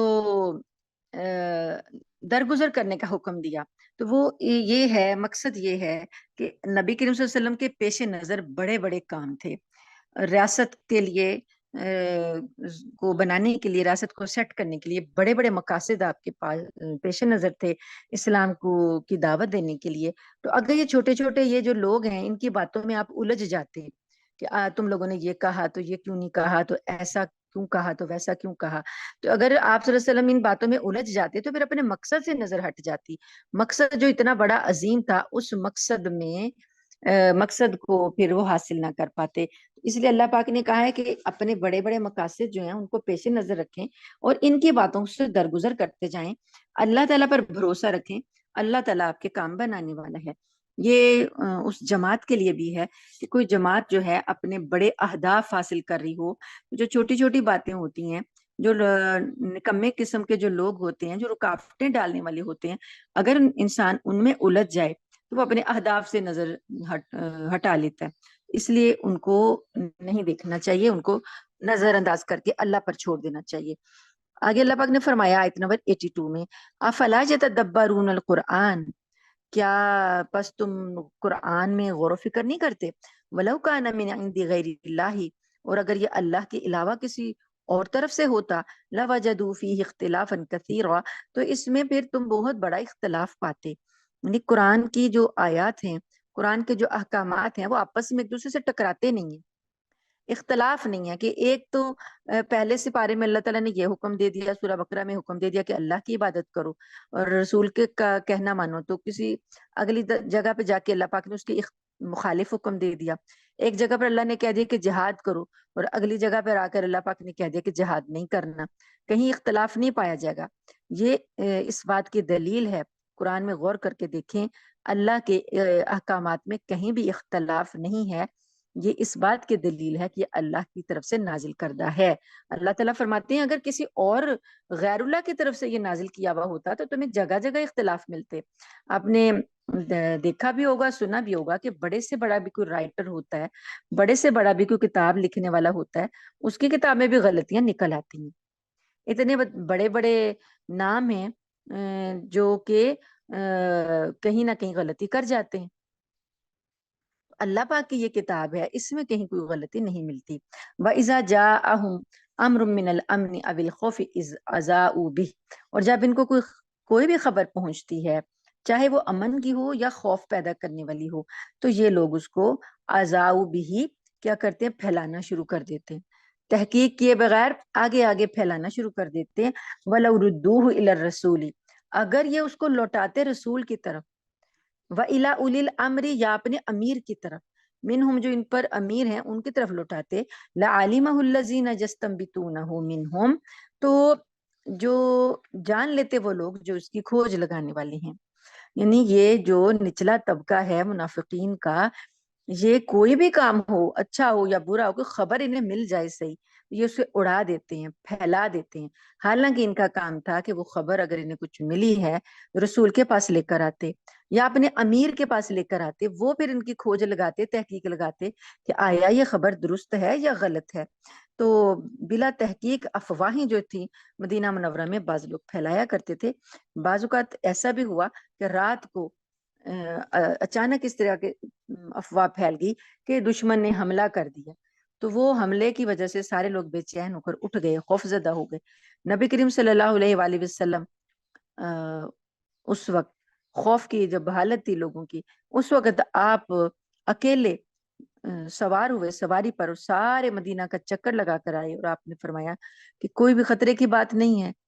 یہ افواہ تھی۔ تو اس طریقے سے خوف پھیلانا لوگوں میں اور ہر قسم کی بات کو پھیلانا اس سے منع کیا گیا ہے جب تک کہ تحقیق نہ ہو۔ یہ منافق کی نشانی ہے کہ وہ جو بھی بات سنتا ہے آگے بغیر تحقیق کے پھیلا دیتا ہے۔ فقاتل فی سبیل اللہ، اللہ تعالیٰ فرماتے ہیں ولولا فضل اللہ علیکم ورحمتہ، اگر یہ جو تمہاری طرف سے یہ حرکتیں ہو رہی ہیں، تو اگر اللہ کا فضل نہ ہوتا تم پر اور اس کی رحمت نہ ہوتی، لتبعتم الشیطان الا قلیلا، تم ضرور ہی شیطان کے پیچھے لگ جاتے مگر تھوڑے۔ فقاتل فی سبیل اللہ، اللہ کی راہ میں لڑو، جہاد کرو، لا تکلف الا نفسک وحرز المؤمنین، یہ جو صیغہ ہے نا فقاتل، یہ واحد کا صیغہ ہے، واحد شخص کو حکم دیا جا رہا ہے، یعنی نبی کریم صلی اللہ علیہ وسلم کو حکم دیا جا رہا ہے کہ آپ اللہ کے راستے میں جہاد کریں تو آپ پر اپنے سوا کسی کی ذمہ داری نہیں ہے۔ وحرز المؤمنین، اور مومنوں کو ابھاریں، ترغیب دیں مومنوں کو، لیکن آپ بزور طاقت کسی کو مجبور نہیں کریں گے، وہ ذمہ داری اللہ کی ہے۔ اس اللہ ان یکفا، ممکن ہے کہ اللہ تعالی روک دے بأس الذین کفروا، یعنی جو ترغیب آپ دیں گے جہاد کی، اور آپ جب جہاد کریں گے تو اللہ تعالیٰ کافروں کا زور توڑ دے گا۔ واللہ اشد بأسا واشد تنکیلا، اور اللہ کا زور سب سے زیادہ زبردست ہے اور اس کی سزا بڑی سخت ہے۔ من یشفع شفاعتا حسنتا یکن لہ نصیب منہا، جو کوئی اچھی سفارش کرتا ہے کسی کے بارے میں، کوئی اچھی سفارش کرتا ہے اس کو اس میں سے حصہ ملتا ہے۔ ومن یشفع شفاعتا سیئتا، جو کوئی بری سفارش کرتا ہے یکن لہ کفل منہا، تو اس کو اس برائی سے حصہ ملتا ہے۔ وکان اللہ علی کل شیء مقیتا، اور اللہ تعالیٰ ہر چیز پر نظر رکھنے والا ہے۔ یعنی کہ سفارش کرنے کا بھی نبی کریم صلی اللہ علیہ وآلہ وسلم کو ایک حکم یہ بھی دیا گیا تھا، جیسے کہ ہم کسی کی فیور میں بات کر دیں کہ اس کا کوئی حق ہو تو اس کا حق مل جائے، تو اسی طریقے سے نبی کریم صلی اللہ علیہ وآلہ وسلم بھی کسی کی اگر سفارش کرتے ہیں، مثلا کسی مومن نے اللہ سے کہا، نبی سے کہا کہ میرے لیے دعا کر دیجئے، یا میرا یہ ہے معاملہ، اس کے لیے میرے لیے دعا کر دیجئے، تو نبی کریم صلی اللہ علیہ وسلم اس کے لیے دعا کر دیں۔ تو اللہ پاک نے کہا کہ اچھی سفارش کے نتیجے میں کسی کی اچھائی کے لیے، بھلائی کے لیے اگر کوئی سفارش کر دے تو اس سفارش کرنے والے کو بھی اس میں سے حصہ ملتا ہے، لیکن اگر کسی کی بری سفارش کرے گا تو नतीजे में जो वो शख्स गुनाह करेगा तो उसके गुनाह से भी उसको हिस्सा मिलेगा और वो भी उसके गुनाह में शरीक होगा। व इज़ा हुयितुम बितहियतिन फहय्यु बिअहसन मिनहा औ रुद्दूहा, और जब कोई तुम्हें सलाम करे तो तुम उससे बेहतर तरीके से सलाम करो या वैसा ही उसको जवाब दो। यहाँ पर मुलाकात का जो तरीका बताया गया, इस्लाम में ये शियार है, इस्लाम का शियार है कि मोमिन आपस में जब मिलते हैं तो एक दूसरे को दुआ देते हैं। तो ये दुआ जो है ये भी एक तरह की सिफारिश है।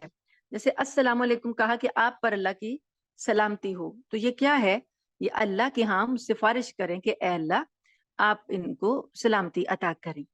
तो ये एक तरह से दुआ है। तो ये सिफारिश भी है कि हम अल्लाह से उनकी सलामती मांगते हैं जिनको हम सलाम कहते हैं। तो अल्लाह पाक यहाँ पर ये अदब सिखा रहे हैं, जब कोई तुमको सलाम कहे तो तुमने उससे बेहतर उसको जवाब देना है। जब कोई तुम्हें हदिया दे तो उससे बेहतर उसको अता करो या फिर उसी जैसा, और दुहा ये उसी जैसा। अब ये सलाम के बारे में आदाब जो सिखाए गए हैं अहादीस की किताबों में बाकायदा एक चैप्टर है, बाबू सलाम। सलाम के बारे में पूरा एक चैप्टर है, उसमें सारे आदाब सिखाए गए हैं कि कैसे सलाम किया जाएगा, किनको किया जाएगा, किनको नहीं किया जाएगा, किसका हक पहले है, किसका हक बाद में है। तो बाकायदा ये एक इस्लामी शियार भी है, तालीमात भी हैं। इससे आपको अंदाजा होगा कि इस्लाम कैसा दीन है कि उसने मुलाकात के तरीके से लेकर जिंदगी के तमाम पहलुओं को लेते हुए मरने तक, बल्कि कब्र में पहुंचाने तक के तमाम तरीके जो हैं वो सिखा दिए हैं। अब यहाँ पर पहला लफ्ज जब बोला जाता है अस्सलामु अलैकुम, अब इसमें इजाफा करने के लिए हदीस में अल्फाज आए, एक शख्स ने आपको कहा तुम पर सलामती हो, अब आप उसको जवाब देंगे तो अल्लाह ने कहा उससे बेहतर जवाब दो। तो उसने आप पर एक चीज भेजी, आप उसको दो चीजें दे दें, अस्सलामु अलैकुम व रहमतुल्लाहि, तुम पर भी अल्लाह की सलामती हो और अल्लाह की रहमत भी हो। आपने उसको सलामती और रहमत दो चीजें दे दी, हदिये दो दे दिए। अगर एक शख्स वो आपको पहले ही दो दे रहा है, अस्सलामु अलैकुम रहमतुल्लाहि, सलाम भी कह रहा है और आप पर रहमत भी भेज रहा है, तो अब जवाब देने वाला उसको तीन चीजें दे दे, अस्सलामु अलैकुम रहमतुल्लाहि व बरकातुहू, अल्लाह की रहमत भी दे दी, अल्लाह की बरकत भी दे दी, अल्लाह की सलामती की सिफारिश भी कर दी। ये है बेहतर, बेहतर की तरफ जाना कि उसे बढ़ा कर दो, उसे बेहतर दो। ये इख्तियार करना जरूरी है क्योंकि अल्लाह पाक ने सिखाया है। इन्नल्लाह काना अला कुल्ली शैइन हसीबा, बेशक अल्लाह ताला हर चीज का हिसाब रखने वाला है। अल्लाहु ला इलाहा इल्लाहु,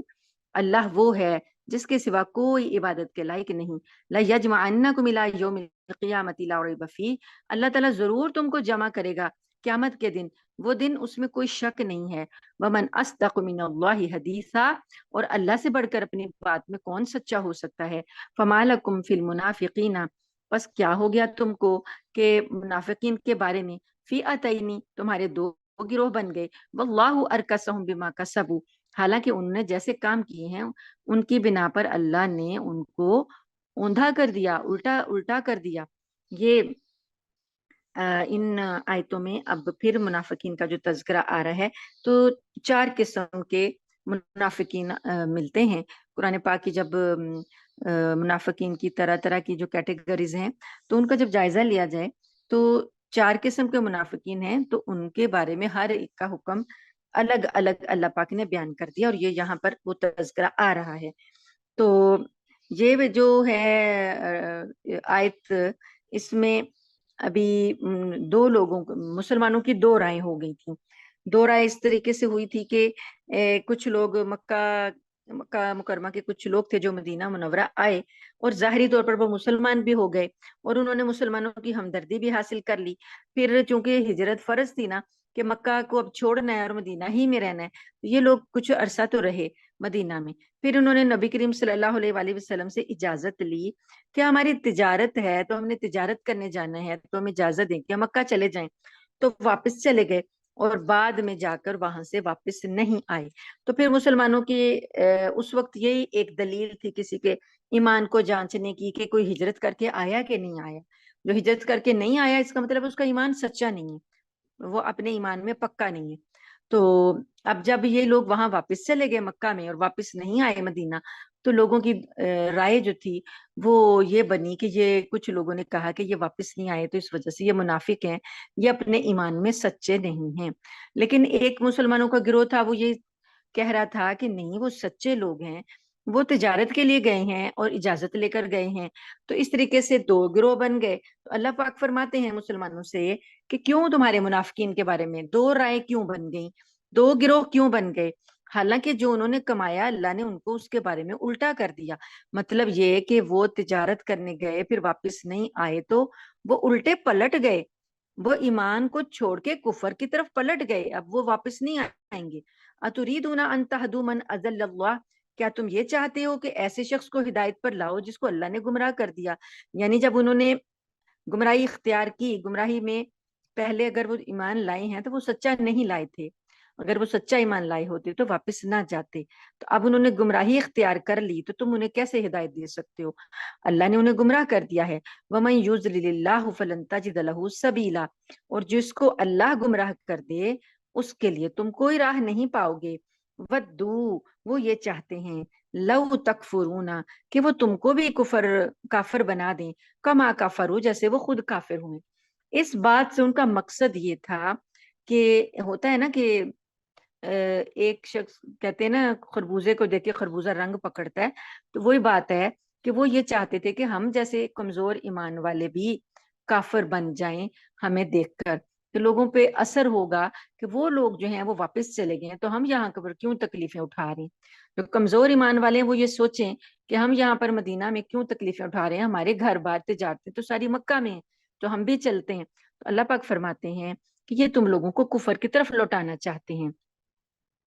فَتَكُونُونَ سَوَاءً، تو کیا فتکونون سواء، تاکہ تم بھی ان جیسے برابر ہو جاؤ۔ فلا تتخذوا منہم، تو تم ان کو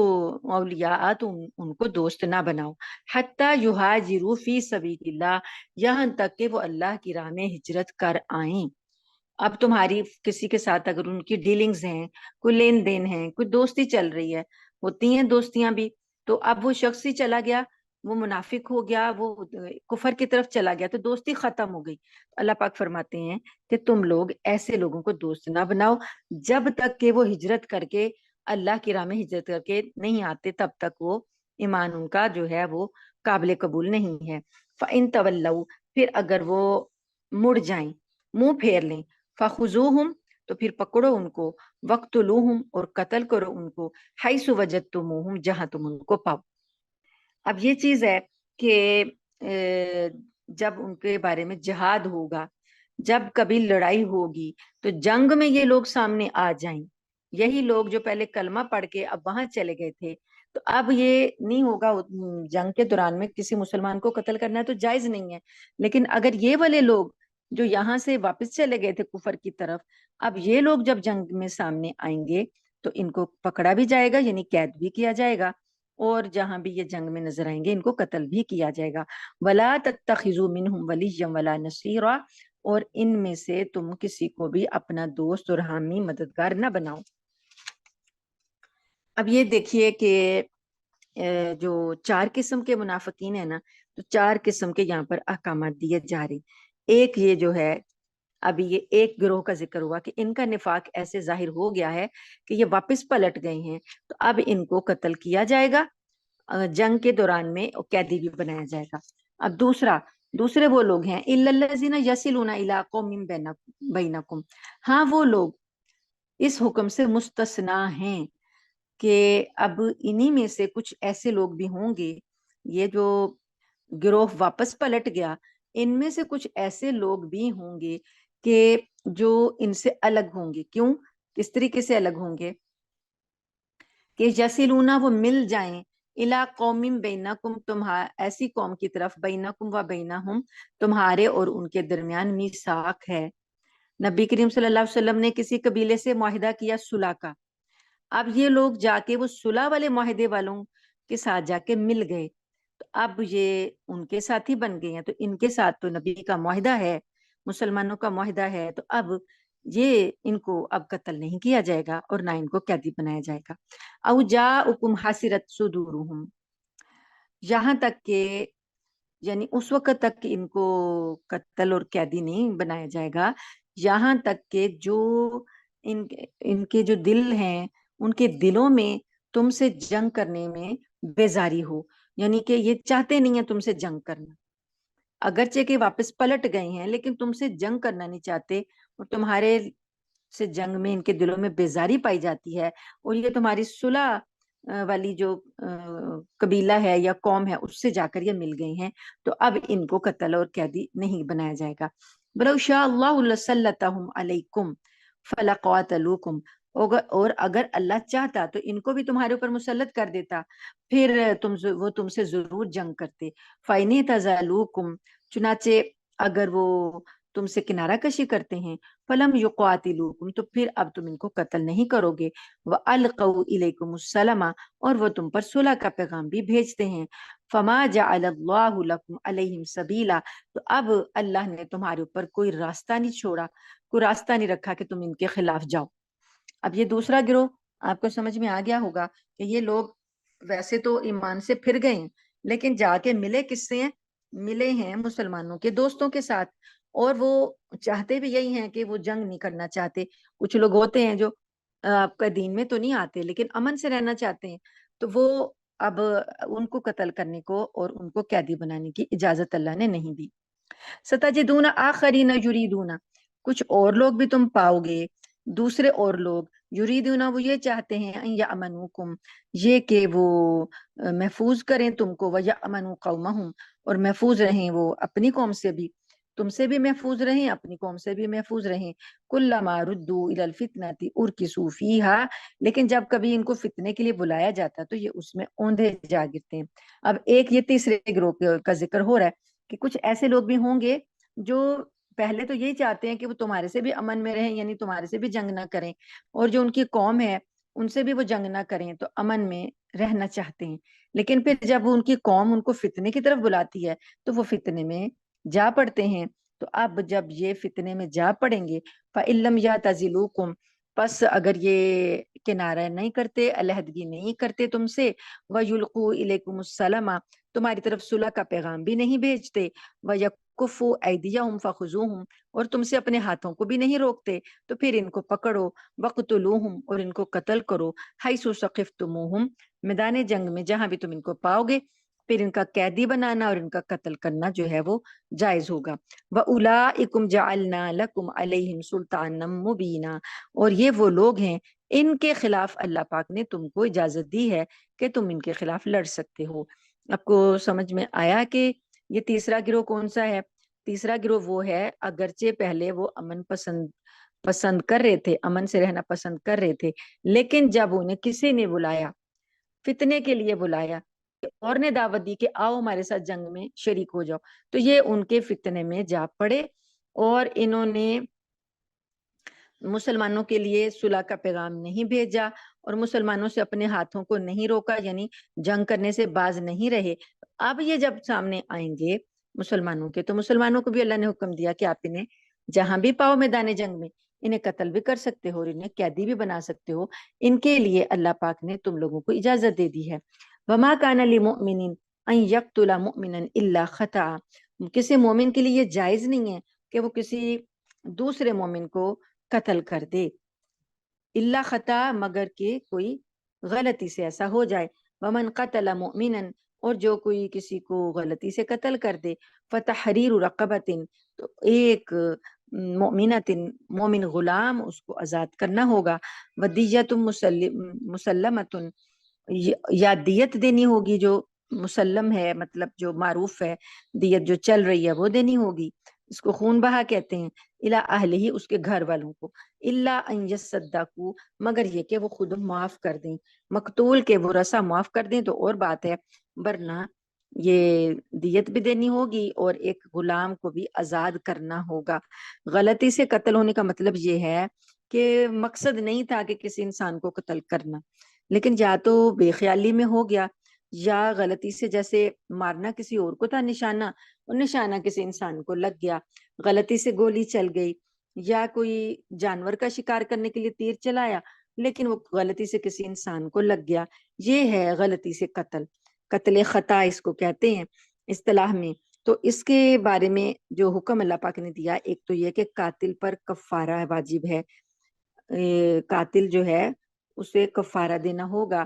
جان کے بدلے جان دینی ہوگی، یا پھر دیت ہے، خون بہا، اگر اس کے وارث جو ہے معاف کر دیں، اس کے جان کو بخش دیں، تو اس کو خون بہا جو اس وقت 100 اونٹ ہوتا تھا ایک جان کا بدلہ، وہ دیے جائیں گے. 100 اونٹ نہیں ہوتے تھے تو پھر جو درہم اور دینار میں رقم مقرر کی گئی تھی 10,000 درہم تھے اور دینار تھے 1,000، تو یہ دیت مقرر کی گئی تھی. فَإِنْ كَانَ مِنْ قَوْمٍ عَدُوٍّ لَكُمْ وَهُوَ مُؤْمِنٌ، اور اگر وہ مقتول جو تھا وہ تمہاری کسی دشمن قوم سے تعلق رکھتا تھا، یعنی قوم کی دشمنی تھی، اس سے وہ آدمی تعلق رکھتا تھا وہ مومن، وَهُوَ مُؤْمِنٌ، تھا وہ مومن لیکن دشمن قوم سے تعلق رکھتا تھا، فَتَحْرِيرُ رَقَبَةٍ مُؤْمِنَةٍ، تو پھر کیا ہے کہ ایک مسلمان غلام کو آزاد کرنا فرض ہے، یہاں پر خون بہا دینا واجب نہیں. نہیں کوئی دشمنی والے لوگ تھے لیکن وہ لوگ تو کافر تھے، لیکن یہ آدمی مومن تھا تو وہ کافروں کے ساتھ وہ بھی مارا گیا. تو اب کیا ہوگا کہ اس کا اللہ پاک نے کہا کہ ایک مسلمان غلام کو اس کی جان کے بدلے میں آزاد کر دیا جائے. وَإِنْ كَانَ مِنْ قَوْمٍ بَيْنَكُمْ وَبَيْنَهُمْ مِيثَاقٌ فَدِيَةٌ مُسَلَّمَةٌ إِلَىٰ أَهْلِهِ وَتَحْرِيرُ رَقَبَةٍ مُؤْمِنَةٍ، اور اگر وہ کسی ایسی قوم سے تعلق رکھتا تھا کہ تمہارے اور ان کے درمیان آپس میں معاہدہ تھا، صلح بندی تھی، صلح کا معاہدہ تھا، تو اب وہ پہلے تو کافر قوم سے تعلق رکھتا تھا، اب یہ ہے جس قوم سے صلح تھی تو میثاق ہوا ہوا تھا، تو اس کے ان کا کوئی مسلمان بندہ جو ہے وہ غلطی سے قتل ہو گیا، تو اب اس کے بھی ورثاء کو دیت دی جائے گی اور ایک غلام آزاد کیا جائے گا، مسلمان غلام آزاد کیا جائے گا. فَمَن لَّمْ يَجِدْ فَصِيَامُ شَهْرَيْنِ مُتَتَابِعَيْنِ، اور جو کوئی شخص یہ نہیں کر سکتا جس سے قتل ہوا ہے، قاتل جو ہے وہ نہ دیت دے سکتا ہے نہ وہ غلام کو آزاد کرا سکتا ہے، تو پھر اس کے لیے کیا ہے وہ روزے رکھے گا. فَصِيَامُ شَهْرَيْنِ مُتَتَابِعَيْنِ، 2 مہینوں کے مسلسل روزے رکھے گا تو تب جا کے اس کا یہ گناہ معاف ہوگا. توبۃ من اللہ، تو تب اسے اللہ کی طرف سے توبہ ملے گی. وَكَانَ اللَّهُ عَلِيمًا حَكِيمًا، اور ہے اللہ تعالیٰ جاننے والا، حکمت والا. وَمَن يَقْتُلْ مُؤْمِنًا مُتَعَمِّدًا، وہ تو پہلے جو باتیں بتائی جا رہی ہیں وہ ہے قتل خطا کی، قتل خطا کوئی غلطی سے قتل کر دے. اب یہاں پر اللہ تعالیٰ فرماتے ہیں جس نے کسی مومن کو جان بوجھ کر قتل کیا، متعمدن جان بوجھ کر قتل کیا، فجزاؤہ جہنم، تو پھر اس کا بدلہ تو جہنم ہے، خالدن فیہا، اس میں ہمیشہ رہے گا، وغضب اللہ علیہ، غضب ہوا اس پر، اللہ کا غصہ ہوا، ولعنہ، اور اللہ کی لعنت ہوئی اس پر، وعد لہ عذابا عظیما، اور اللہ تعالیٰ نے اس کے لیے بہت بڑا عذاب تیار کر رکھا ہے. تو کسی مسلمان کو جان بوجھ کر قتل کرنے کی اتنی بڑی سزا ہے. ایسی سزا جو ہے کافروں کو اللہ تعالیٰ نے دی ہے نا، کہ کافر جو ہمیشہ ہمیشہ جہنم میں رہیں گے، ان پر اللہ کی لعنت ہے، اللہ نے ان کے لیے عذاب تیار کیے ہیں، تو وہی جزا جو ہے کسی مومن کو جان بوجھ کر قتل کرنے کی ہے. یا ایھا الذین آمنو، اے لوگو جو ایمان لائے ہو، اذا ضربتم فی سبیل اللہ، جب تم سفر میں کے لیے نکلو اللہ کی راہ میں، فتبینوا، تو تم تحقیق کر لیا کرو، ولا تقولوا، اور نہ تم کہو، لمن القا، جو کوئی بھیجے تم پر، الیکم، تم پر، سلام، سلامتی، جو کوئی تم پر سلام بھیجے، لستا مؤمنا، تو اسے یہ نہ کہو کہ تم مومن نہیں ہو. جہاد کے دوران میں، سفر سے مراد یہاں پر جہاد ہے، تو یہ ایک ایسا واقعہ بھی پیش آیا تھا کہ ایک جہاد میں نبی کریم صلی اللہ علیہ وآلہ وسلم نے چند مسلمانوں کو بھیجا کسی مہم پر، تو وہاں پر کچھ غیر مسلموں نے اسلام قبول کیا ہوا تھا پہلے سے، لیکن وہ ابھی اظہار نہیں کر سکے تھے اپنی قوم کی وجہ سے، یا ان کو موقع نہیں ملا تھا اظہار کرنے کا. تو وہ جس قبیلے پر یہ گئے تھے مہم، وہ قبیلے والوں پر جب انہوں نے حملہ کیا تو وہ لوگ جو مسلمان ہو چکے ہوئے تھے لیکن ابھی ان کا اظہار کسی کو ظاہر نہیں ہوا تھا ان کا اسلام، تو ان لوگوں نے سلام پیش کیا ان صحابہ کو کہا کہ ہم مسلمان ہیں اور ان کو السلام علیکم کہا، تو ان لوگوں نے یہ سمجھا کہ یہ جنگ کے خوف سے، موت کے خوف سے اب ہم اسلام قبول کر رہے ہیں، تو انہوں نے کہا کہ لستا مومنہ، تم لوگ مومن نہیں ہو۔ تو کیا ہوا، انہوں نے ان کو قتل کر دیا۔ تب تو اللہ پاک نے یہ کہا کہ اگر جہاد کے دوران سامنے تلوار دیکھ کے بھی کوئی بندہ آ کے کہہ دے کہ میں مسلمان ہوں، تو تم یہ نہیں کہو گے لستا مومنہ کہ تم مومن نہیں ہو۔ تو تبتغون عرض الحیات الدنیا، تم چاہتے ہو کہ تمہیں دنیا کی زندگی ملے۔ مطلب یہ تھا کہ تم نے جب کسی کو قتل کیا تو اس کا سامان ملنا تھا نا۔ اب ایک یہ جو کچھ لوگ تھے یہاں پر، کچھ لوگ تھے جو یہ واقعہ پیش آیا، یہ لوگ تھے، ان کے پاس تھے ریوڑ، بہت زیادہ مویشی تھے ان کے پاس، اور یہ ایک سائیڈ میں ہو گئے تھے، اور انہوں نے جو صحابہ آ رہے تھے مہم پہ، قتل کرنے کی مہم تھی جہاد کی، تو انہوں نے سائیڈ میں اپنے آپ کو رکھ لیا، چھپا لیا، اور جب ان کا سامنا ہوا تو انہوں نے کہا کہ ہم مسلمان ہیں۔ تو ان لوگوں نے کہا کہ یہ موت کے خوف سے کر رہے ہیں، یہ تو اسی قبیلے کے لوگ ہیں۔ انہوں نے ان کو قتل کر دیا اور ان کے ریوڑ جو تھے ان کو قبضے میں لے لیا۔ تو اللہ تعالیٰ فرماتے ہیں تبتغون عرض الحیات الدنیا، تم اس دنیا کی زندگی کا سامان چاہتے ہو، فعند اللہ مغانم کثیرا، اللہ کے پاس بہت بڑے بڑی غنیمتیں ہیں، کذالک کنتم من قبل، اسی طرح تم بھی پہلے تھے، یعنی پہلے تم بھی اسی طرح کافر ہوا کرتے تھے، تو تم نے بھی اسی طرح کلمہ پڑھا تھا۔ فمن اللہ علیکم، اللہ نے تم پر احسان کیا، فتبینوا، تو اب تم تحقیق کرو، تمہیں تحقیق کرنی چاہیے تھی۔ تم نے تھے خالد بن ولید رضی اللہ تعالی عنہ امیر تھے، تو ان کا کام تھا، جو مہم آگے گئی تھی، جن صحابہ کو یہ لوگ ملے تھے، تو ان کا کام تھا کہ اپنے امیر کے پاس لے کر آتے یہ معاملہ کہ فلاں جگہ پر وہ لوگ ہیں جو کہ کہہ رہے ہیں کہ ہم مسلمان ہو چکے ہیں۔ تو امیر جو ہے وہ کوئی فیصلہ کرتا، ان لوگوں نے خود ہی فیصلہ کر دیا۔ تو اللہ پاک فرماتے ہیں کہ تم لوگ بھی تو پہلے ایسے ہی تھے، اسلام تو اللہ نے تمہیں بعد میں دیا، پھر اللہ نے اپنا فضل کیا تم پر اور تمہیں اسلام دیا، تو اب تم نے تحقیق ہی نہیں کی اور تم نے ان کو قتل کر دیا۔ ان اللہ کان بما تعملون خبیرا، بے شک اللہ تعالی جو بھی تمہارے اعمال ہیں اس کی خبر رکھتا ہے۔ لا يستوي القاعدون من المؤمنین غیر اولی الضرر والمجاہدون فی سبیل اللہ باموالہم وانفسہم۔ اب یہاں پر جہاد کے کچھ آداب ہیں جو بتائے جا رہے ہیں۔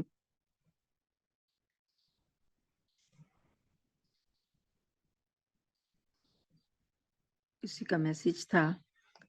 شاید ان کو لنک نہیں ملا۔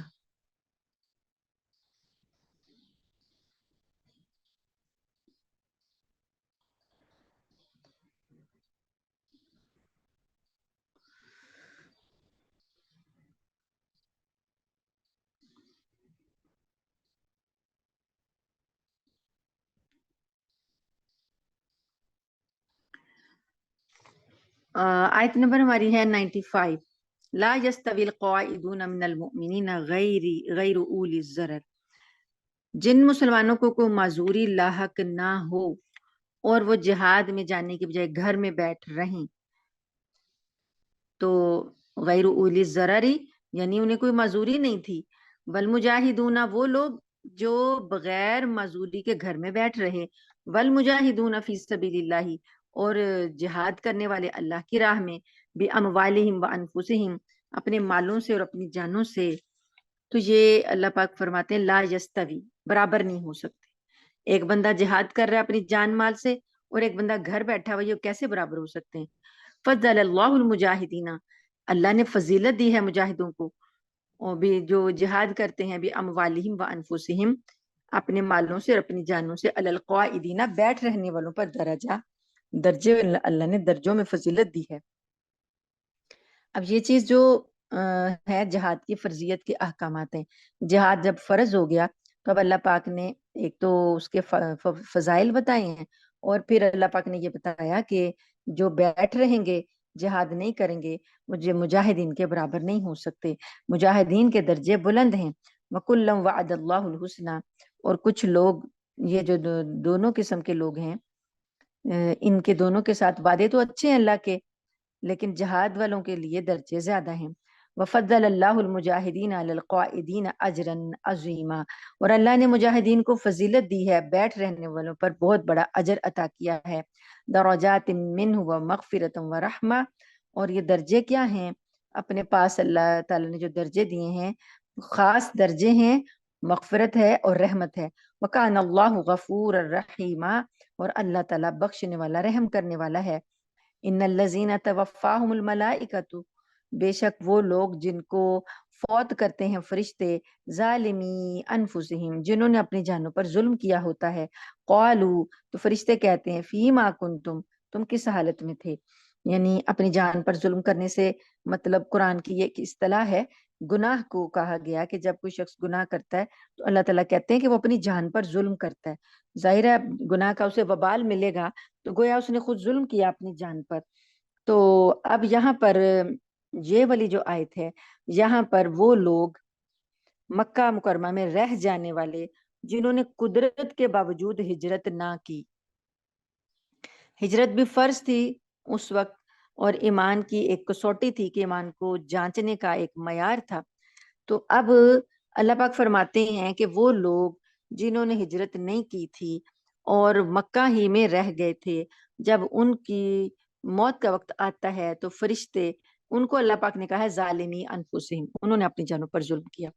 تو فرشتے جب آئے ان کے پاس ان کی جان نکالنے کے لیے تو انہوں نے پوچھا فیما کنتم، کس حال میں تھے تم، قالو، وہ کہنے لگے یعنی کہ کیوں نہیں ہجرت کی، کس حال میں بیٹھے رہے، قالو، وہ کہنے لگے کننا مستضعفین فی الارض، ہم زمین میں بے بس بنا دیے گئے تھے۔ کچھ چیزیں ایسی ہوتی ہیں نا کہ انسان جیسے اب مدینہ میں تو پورے احکامات پر عمل ہو رہا تھا، تو جہاد بھی ہو رہا تھا، اور جو فرائض اللہ پاک نئے نئے احکام دے رہے تھے عمل ہو رہا تھا، تو مکہ میں تو صرف ایک عبادت ہی ہو رہی تھی اور ایک عقیدہ ہی ہو رہا تھا، تو اب انہوں نے باقی عمل بھی نہ کیے کیونکہ مکہ والوں کا خوف ہے، دشمنوں کا خوف ہے۔ اب فرشتے کہہ رہے ہیں کہ تم نے کس کس حال میں یہ زندگی گزاری ہے، تو وہ کہہ رہے ہیں کہ ہم کمزور تھے زمین میں، یعنی ہمارا زور نہیں چلتا تھا، ہم بے بس تھے۔ فرشتوں نے کہا قالو الم تکن ارض اللہ واسعۃ، کیا اللہ کی زمین وسیع نہیں تھی، فتہاجروا فیہا، تم اس میں ہجرت کر جاتے، فاولئک مأواہم جہنم، ایسے لوگوں کا اتمسیرا، اور وہ بھی زمین میں رہنا پڑے جہاں پر وہ اپنے اس دین پر عمل نہیں کر سکتا۔ دشمن جو ہیں اس کو جمعہ نہیں پڑھنے دے رہے، دشمن جو اس کو ہے وہ جماعت سے نماز نہیں پڑھنے دے رہے، دشمن اس کو قرآن پاک کی تلاوت نہیں کرنے دے رہے، تو اگر وہ اس زمین میں سے ہجرت کر سکتا ہے تو کر جائے جہاں پر وہ آزادی سے اپنے دین پر عمل کر سکے، اور اگر باوجود قدرت کے وہ ہجرت نہیں کرتا تو اس کو اللہ پاک نے فرشتے آ کر جب جان قبض کرتے ہیں تو وہ اس کو ان لوگوں کو بتاتے ہیں کہ تم لوگوں نے ہجرت کیوں نہیں کی، اور وہ مارتے ہیں ان کو، پھر اللہ فرماتے ہیں کہ فاولئک مأواہم جہنم، ایسے لوگوں کا ٹھکانہ جہنم ہے، یعنی اللہ ان کے وہ والے اعمال قبول نہیں کرے گا کہ انہوں نے جان بوجھ کر ہجرت نہیں کی۔ تو الا المستضعفین، مگر کہ وہ کمزور لوگ، اس بات سے جو مستثنا ہیں وہ لوگ، یعنی اس عذاب سے وہ لوگ بچیں گے بس جو مستضعفین ہیں، کمزور ہیں، واقعی میں کمزور ہیں، وہ تو اللہ تعالیٰ کو پتا ہے نا کہ کون کتنا کمزور ہے۔ من الرجال، مرد کوئی کسی نے غلام بنا لیا، اسے قید کر کے اندر کمرے میں ڈال دیا، زنجیریں باندھ دی ہیں اس کو، تو وہ کیا کرے، وہ تو مجبور ہو گیا۔ والنساء، اور عورتیں، والولدانی، اور بچے،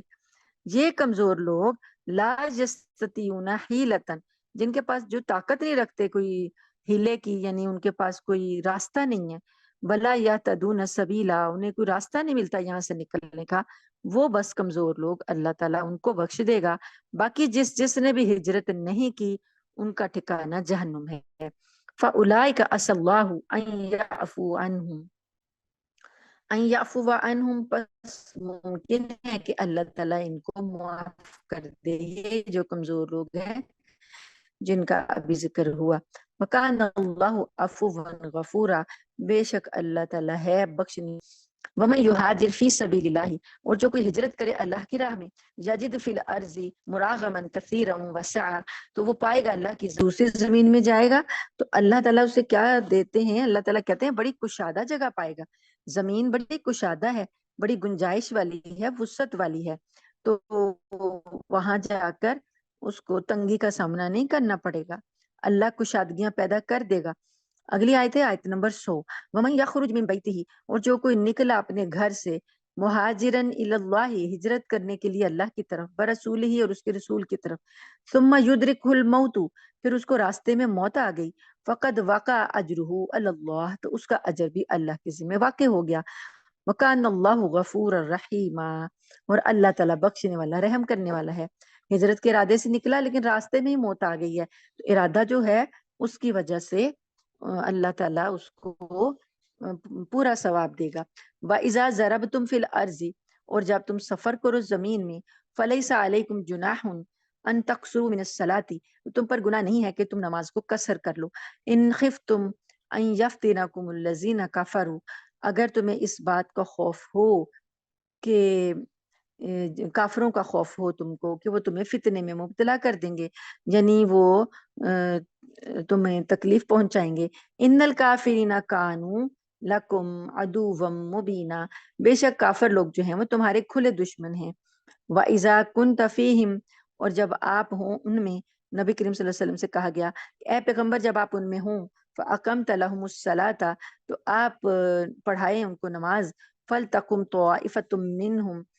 اور چاہیے کہ نماز پڑھے ایک جماعت ان میں سے، مَعَکَ آپ کے ساتھ، وَلْيَأْخُذُوا أَسْلِحَتَهُمْ، اور چاہیے کہ وہ اپنے اسلحے لے لیں، فَإِذَا سَجَدُوا، پس وہ جب سجدہ کر لیں، فَلْيَكُونُوا مِنْ وَرَائِكُمْ، تو وہ ہو جائیں آپ کے پیچھے، وَلْتَأْتِ طَائِفَةٌ أُخْرَى، اور آ جائے جماعت دوسری، لم یسرا، تو وہ اب چاہیے کہ وہ نماز پڑھ لیں آپ کے ساتھ، وَلْيَأْخُذُوا حِذْرَهُمْ، اور چاہیے کہ وہ اپنے اسلحے، اپنے بچاؤ و اسلحتهم، اور اپنے اسلحے اٹھائے رکھیں۔ یہ ہے صلاۃ الخوف۔ صلاۃ الخوف جہاد کے دوران میں، ضربتم فی الارض، جب تم جہاد کا سفر کر رہے ہو تو اس میں نماز جو ہے، ایسا جہاد کے علاوہ کا بھی سفر ہے، جیسے دشمن کے خوف سے بچ کے کوئی شخص جا رہا ہے تو اس کو خوف ہے دشمن کا، تو وہ نماز پڑھے گا تو وہ امن نہیں ہے وہاں پر، تو وہ بھی نماز کو قصر کر سکتا ہے، یعنی قصر سے مطلب ہے 4 رکعتوں والی نماز جو ہے وہ آدھی ہو جائے گی، 2 ہو جائیں گی۔ اب یہاں پر جو کافروں کا خوف ہے جہاد کے دوران میں، تو نبی کریم صلی اللہ علیہ وسلم کی موجودگی میں جماعت ہو رہی ہے، تو جماعت کے لیے اللہ پاک نے کہا کہ 2 گروہ بن جائیں، جہاد کے دوران میں 2 گروہ بن جائیں، ایک جماعت جو ہے وہ جنگ میں، میدان جنگ کی طرف توجہ رکھے، اور ایک جماعت جو ہے وہ اپنے اسلحے سمیت نبی کریم صلی اللہ علیہ وسلم کے پیچھے آ کر 1 رکعت پڑھ لے، جب سجدے ہو جائیں تو وہ جماعت پیچھے چلی جائے، اور جس نے ابھی نماز نہیں پڑھی وہ آ جائے آگے، نبی کے پیچھے آ جائے، اور وہ آ کر اپنی 1 رکعت پڑھ لے، تو اس طریقے سے جہاد بھی جاری رہے گا اور نماز بھی جاری رہے گی۔ تو آپ دیکھیے نماز کے دوران میں چل کے آنا، چل کے پیچھے جانا، اسلحہ لے کر کھڑے ہونا، اور نماز جاری ہے، لیکن اتنے سخت حالات میں بھی نماز کو مؤخر نہیں کیا، نماز کو معاف نہیں کیا۔ اللہ پاک نے کہا ہے کہ اس حالت میں بھی نماز پڑھو، اللہ تعالیٰ کو قبول ہے، چاہے جیسے بھی حالات ہیں، نماز پڑھو، بس تھوڑی کر لی، آدھی کر دی، 2 رکعتیں کر دی۔ تو اس طریقے سے نبی کریم صلی اللہ علیہ وسلم کی تو ایک ہی جگہ پر کھڑے ہیں، لیکن مسلمانوں کی 2 جماعتیں جو ہیں وہ باری باری 1 رکعت نبی کے پیچھے پڑھیں گی اور 1 رکعت خود پڑھیں گی۔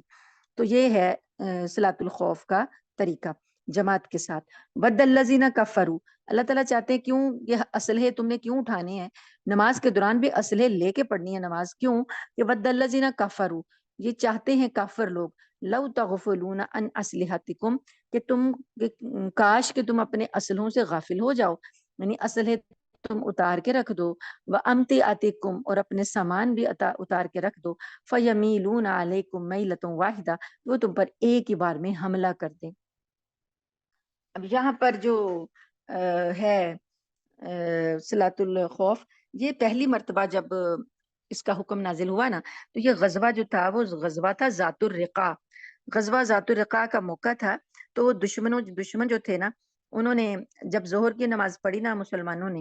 تو دشمنوں کو بعد میں خیال آیا کہ ہم نے تو اتنا اچھا موقع جو ہے وہ گنوا دیا،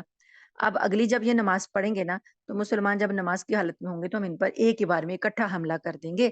اور ان پر قابو پا لیں گے۔ تو اللہ تعالیٰ نے یہ احکام نازل کر دیے صلاۃ الخوف کیسے پڑھنی ہے، اور اللہ تعالیٰ کہتے ہیں کہ دشمن تو یہی چاہتے تھے کہ تم لوگ اسلحے وغیرہ چھوڑو، کہ جب نماز پڑھو گے تو ہم تم پر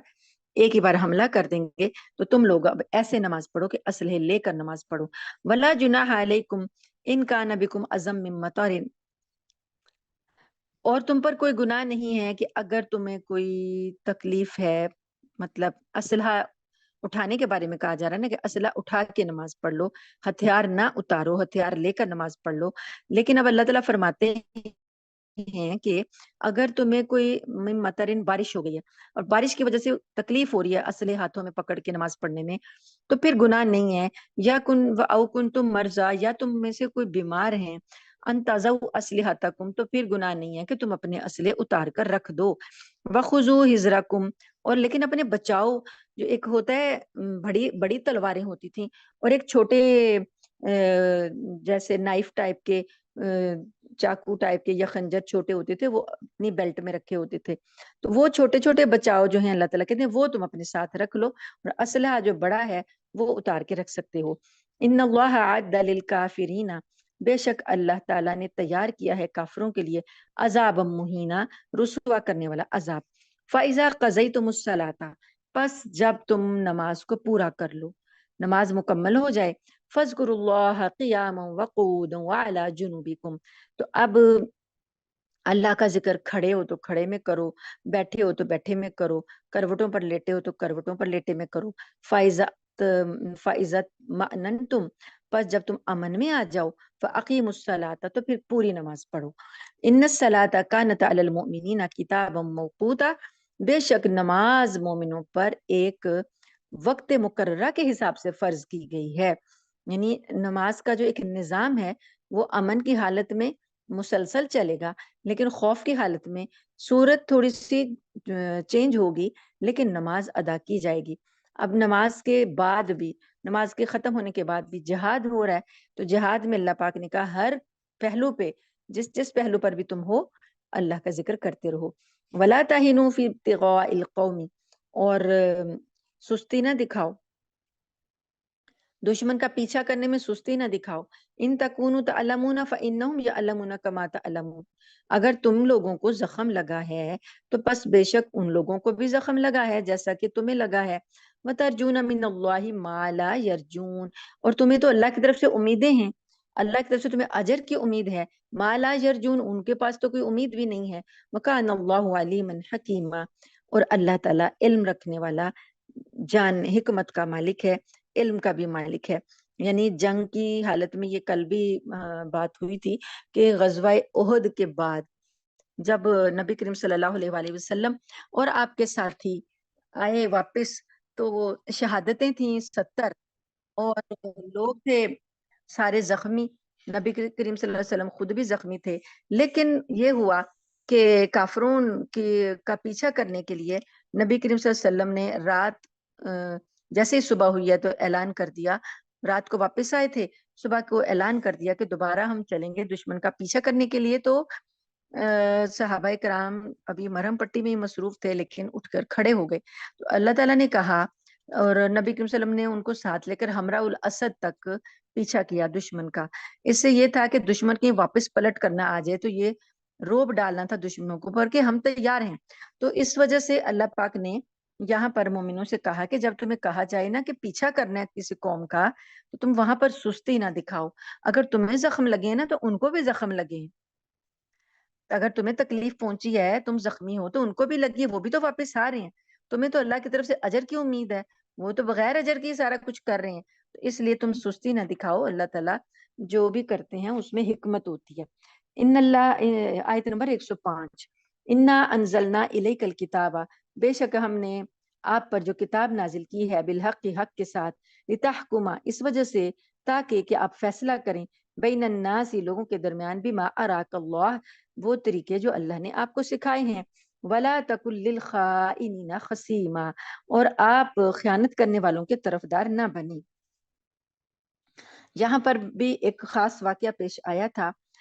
اس کے پس منظر میں یہ آیتیں نازل ہوئی ہیں۔ یہ میں آیتیں ساری پڑھ لوں پھر وہ واقعہ بھی پڑھتی ہوں۔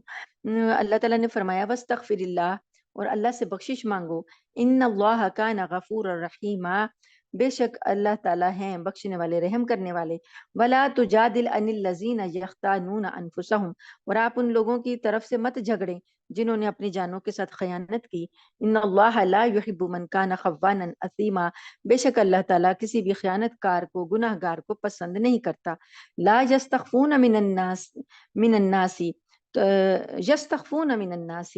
یہ لوگوں سے شرماتے ہیں، ولا یستخفون من اللہ، اور اللہ سے خوف نہیں کرتے، وَهُوَ مَعَهُمْ، اور اللہ ان کے ساتھ ہوتا ہے، اذ یبیتون، جب یہ راتوں کو مشورے کرتے ہیں، ما لا یرضی من القول، جو کہ بات اللہ کو پسند نہیں ہے وہ مشورے کرتے ہیں، وَكَانَ اللَّهُ بِمَا يَعْمَلُونَ مُحِيطًا، اور اللہ تعالیٰ ان کے تمام اعمال کو گھیرے میں لیے ہوئے ہے۔ یہ ہوا یہ تھا کہ ایک خاندان تھا وہاں پر مدینہ میں، بنو ابیرک۔ بنو ابیرک کا ایک شخص تھا بشر نام کا، یہ ظاہری طور پر مسلمان تھا۔ تو اس نے کیا کیا، ایک صحابی حضرت رفاعہ رضی اللہ تعالیٰ عنہ کے گھر میں نقب لگائی، نقب لگا کر کچھ غلہ اور کچھ ہتھیار چرا لیے، اور جاتے وقت اس نے ہوشیاری یہ کی کہ جو غلے کی بوری کا منہ تھا وہ اس طرح سے کھولا کہ تھوڑا تھوڑا غلہ راستے میں گرتا جائے، اور ایک یہودی کے گھر کے دروازے پر پہنچ کر اس نے بوری کا منہ بند کر دیا، اور چوری کیا ہوا جو کہ ہتھیار تھے نا وہ اسی یہودی کے پاس امانت کے طور پر رکھوا دیے، تو الزام دوسرے پر لگا دیا۔ تو جب چوری کی تفتیش شروع ہوئی تو وہ جو غلہ راستے میں گرتا گیا تھا وہ یہودی کے دروازے تک جا رہا تھا، وہاں سے نشاندہی ہو گئی کہ یہ یہاں تک اس کے نشانات پائے گئے ہیں، اور ہتھیار بھی اسی سے برآمد ہو گئے۔ تو شروع میں پھر سارے لوگوں کا یہی خیال ہوا کہ یہ چوری جو ہے یہودی نے کی ہے۔ تو نبی کریم صلی اللہ علیہ وسلم کا بھی ظاہری حالات یہی بتا رہے تھے، آپ صلی اللہ علیہ وسلم کا بھی یہی خیال ہوا کہ چوری جو ہے یہودی نے کی ہے۔ تو یہودی سے پوچھا گیا تو اس نے بتایا کہ یہ ہتھیار تو مجھے میرے پاس بشر نامی ایک مسلمان ہے وہ رکھوا کر گیا ہے، مگر گواہ کوئی نہیں تھا اس پر۔ اب جو بھی چیز ہوتی ہے اس کے لیے تو عدالت کا فیصلے میں گواہی چاہیے ہوتی ہے، تو اس پر وہ یہودی گواہ کوئی نہ پیش کر سکا، تو اس لیے نبی کریم صلی اللہ علیہ وسلم کا رجحان اس طرف ہونے لگا کہ یہ یہودی جو ہے یہ جان بچانے کے لیے بشر کا نام لے رہا ہے۔ تو اب بشر کے جو خاندان والے تھے، بنو ابیرک جو تھے، انہوں نے نبی کریم صلی اللہ علیہ وسلم کے سامنے اس کی بشر کی وکالت کرنی شروع کر دی۔ وہ زور لگا رہے تھے کہ سزا جو ہے یہودی کو ملے، بشر کو نہ ملے۔ تو ابھی یہ معاملہ چل ہی رہا تھا تو یہ آیات نازل ہو گئیں، تو اللہ تعالیٰ نے بشر کی دھوکہ بازی کا پردہ چاک کر دیا اور یہودی کو بے گناہ قرار دے دیا، اور اللہ تعالیٰ نے نبی کریم صلی اللہ علیہ وسلم سے کہا کہ یہ لوگ جو ہیں خیانت کرنے والے جو ہیں آپ ان کا ساتھ نہ دیں۔ پھر کیا ہوا، بشر کو جب پتا چلا کہ میرے بارے میں آیتیں نازل ہو گئی ہیں تو وہ بھاگ گیا وہاں سے، اور بھاگنے کے بعد مکہ کے جو کافر ہیں ان سے جا کے مل گیا، اور وہیں پر کفر کی حالت میں پھر اس کی موت آ گئی۔ تو اللہ تعالیٰ فرماتے ہیں کہ یہ آدمی جو تھا اس کو جب پتا چلا کہ اس کی خیانت کھل گئی ہے تو اس کا کام بنتا تھا کہ یہ واپس آتا، آ کے توبہ کرتا، نبی کریم صلی اللہ علیہ وسلم کے سامنے آ کے اپنی غلطی کا اقرار کرتا، لیکن اس نے ایسا نہیں کیا، اور اس کے خاندان والوں نے بھی اسی کا ہی ساتھ دیا۔ تو یہ تو ایک تو یہ اصول بتایا گیا کہ تمام فیصلے اللہ کی کتاب کے مطابق ہوں گے، اور جو خیانت کرنے والے ہیں، جھگڑالو قسم کے جو لوگ ہیں، ان کا ساتھ نہیں دینا۔ ہاں انتم اولائی جادلتم عنہم فی الحیات الدنیا، تم لوگ تو وہ لوگ ہو جو تم دنیاوی زندگی میں جھگڑ کر خیانت کرنے والوں کا ساتھ دیتے ہو۔ فمن یجادل اللہ عنہم یوم القیامت، بس کون جھگڑے گا ان کے بارے میں قیامت کے دن اللہ سے، امن یکون علیہم وکیلا، اور کون اس دن ان کے لیے وکیل ہوگا، یعنی خیانت کرنے والوں کا وکیل قیامت والے دن کون بنے گا، اور کون قیامت والے دن اللہ سے جھگڑے گا۔ یہ ان کے خاندان والوں کو کہا جا رہا ہے کہ تم جھگڑ رہے تھے اس بندے کے بارے میں، ان کے خاندان والے نبی کریم صلی اللہ علیہ وسلم سے بحث کر رہے تھے، تو یہاں پر تم خیانت پر بحث کر رہے ہو، تو قیامت میں کون کرے گا۔ وَمَن يَعْمَلْ سُوءًا، جو کوئی برائی لے کر آئے گا، برا عمل کرے گا، او یظلم نفسہ، یا اپنی جان پر ظلم کرے گا، ثم یستغفر اللہ، پھر وہ بخشش مانگ لے اللہ سے، یجد اللہ، تو پائے گا اللہ کو غفور الرحیم، بخشنے والا، رحم کرنے والا۔ یہ اللہ تعالیٰ نے تو توبہ کا دروازہ کھولا رکھا تھا، تو اگر ظلم ہو گیا، زیادتی ہو گئی، برائی ہو گئی، تو اللہ سے معافی مانگ لیتا، تو اللہ تو اس کو معاف کر دیتا، لیکن اس نے ایسا نہیں کیا۔ وَمَن يَكْسِبْ إِثْمًا، اور جس نے کمائی برائی، فَإِنَّمَا يَكْسِبُهُ عَلَى نَفْسِهِ، تو جو بھی اس نے کمایا وہ اپنی ذات کے لیے ہے، یعنی اسی پر پڑے گی۔ وَكَانَ اللَّهُ عَلِيمًا حَكِيمًا، اور ہے اللہ تعالیٰ علم رکھنے والا، حکمت والا، تو اللہ کو تو سارا علم ہے۔ وَمَن يَكْسِبْ خَطِيئَةً، اور جو کوئی برائی کو کما لے، برائی کر لے، او اسمن، یا گناہ کر لے، ثم یرمی بہ بریئا، تو پھر وہ الزام کسی دوسرے بری بندے پر، بے گناہ پر لگا دے، فقد احتمل بہتان و اثم مبینہ، تو اس نے تو بہت بڑا بہتان اور بڑا واضح گناہ اٹھا لیا۔ ولولا فضل اللہ علیکا، اور اگر نہ فضل ہوتا اللہ کا تم پر، ورحمتہ، اور اس کی رحمت، لحمت طائفۃ منہم ان یضلوک، تو ایک جماعت نے تو ارادہ کر ہی لیا تھا کہ آپ کو گمراہ کر دیں، وما یضلون الا انفسہم، اور نہیں وہ گمراہ کر سکتے مگر اپنی ہی جانوں کو، وما یضرونک من شیء، اور وہ کوئی آپ کو نقصان بھی نہیں پہنچا سکتے۔ وَأَنزَلَ اللَّهُ عَلَيْكَ الْكِتَابَ، اور اللہ نے آپ کے اوپر کتاب نازل کی ہے، والحکمت، اور حکمت، وعلمک، اور آپ کو سکھایا ہے، ما لم تکن تعلم، جو آپ پہلے نہیں جانتے تھے، وَكَانَ فَضْلُ اللَّهِ عَلَيْكَ عَظِيمًا، اور آپ پر اللہ کا بہت بڑا فضل ہوا ہے۔ لا خیر فی کثیر من نجواہم، بھلائی نہیں ہے اکثر ان کی سرگوشیوں میں، الا من امر بصدقۃ، مگر جو کوئی وہ حکم دے صدقے کا، او معروف، یا کسی اچھی بات کا، او اصلاح بین الناس، یا لوگوں کے درمیان صلح کروائے، یعنی کہ سرگوشیاں کرنا، خفیہ خفیہ باتیں کرنا، یہ اکثر ہی بھلائی سے خالی ہوتی ہیں یہ باتیں، تو اللہ پاک فرماتے ہیں یہ جائز ہی نہیں ہے۔ بس وہ ہے کہ اگر کوئی کسی کو صدقے کا حکم دے دے، کوئی نیکی کا حکم دے دے، یا کسی کی صلح کروانے کے لیے سرگوشی کر لے۔ مجلس میں بیٹھے ہوئے سرگوشی ویسے ہی بہت بری بات ہے، لیکن ایسا ہوتا ہے کہ کسی کی بعض اوقات مدد کا اعلان کیا جاتا ہے، تو اگر کوئی ایک دوسرے کو سرگوشی کر کے اس کو کہہ دے کہ تم بھی مدد کر دو، تم بھی مدد کر دو، اچھی بات کے لیے کر دے، تو وہ جائز ہے۔ تو اللہ تعالیٰ فرماتے ہیں وَمَن يَفْعَلْ ذَلِكَ ابْتِغَاءَ مَرْضَاتِ اللَّهِ، جو کوئی ایسا کام کرے گا اللہ کی رضا چاہنے کو، فَسَوْفَ نُؤْتِيهِ أَجْرًا عَظِيمًا، تو ہم اس کو ضرور جلد ہی ان قریب بہت بڑا اجر عطا کریں گے۔ وَمَن يُشَاقِقِ الرَّسُولَ مِن بَعْدِ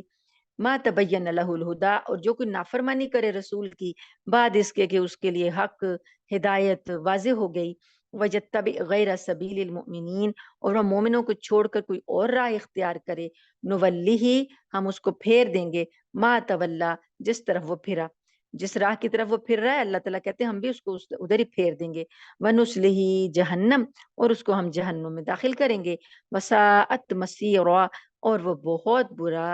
بری جگہ ہے لوٹ کر جانے کی۔ ان اللہ،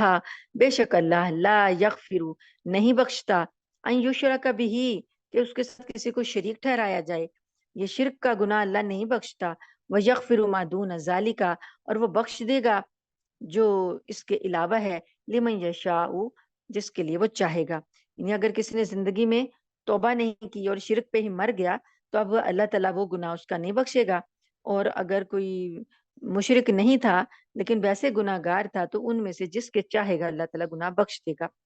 وَمَن یشرک باللہ، اور جو کوئی شرک کرے اللہ سے کے ساتھ، فقد ضل ضلالا بعیدا، تو وہ بہت دور کی گمراہی میں جا پڑا۔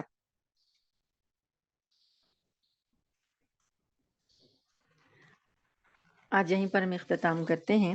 آیت نمبر 116 تک ہو گیا ہے، انشاءاللہ کل اس سے آگے چلیں گے۔ اللہ تعالیٰ سے دعا ہے کہ اللہ تعالیٰ ہمیں ان آیات کے فہم کے ساتھ ساتھ عمل کرنے کی بھی توفیق عطا فرمائے، اور اس کو اپنی بارگاہ میں قبول فرمائے، اور ہماری جو لغزش، جو غلطی انجانے میں زبان کی پھسلن سے یا لا علمی کی وجہ سے ہوئی، اللہ تعالیٰ ہمیں اس سے معاف فرما دے، درگزر فرما دے، آمین ثم آمین، وآخر دعوانا ان الحمد للہ رب العالمین۔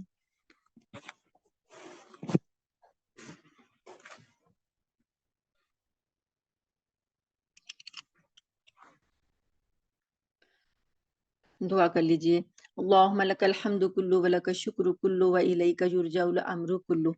علانیتہ وسر اہل انت ان تعبد اہل انت ان تحمد لا الہ الا انت سبحانک انا کنا من الظالمین.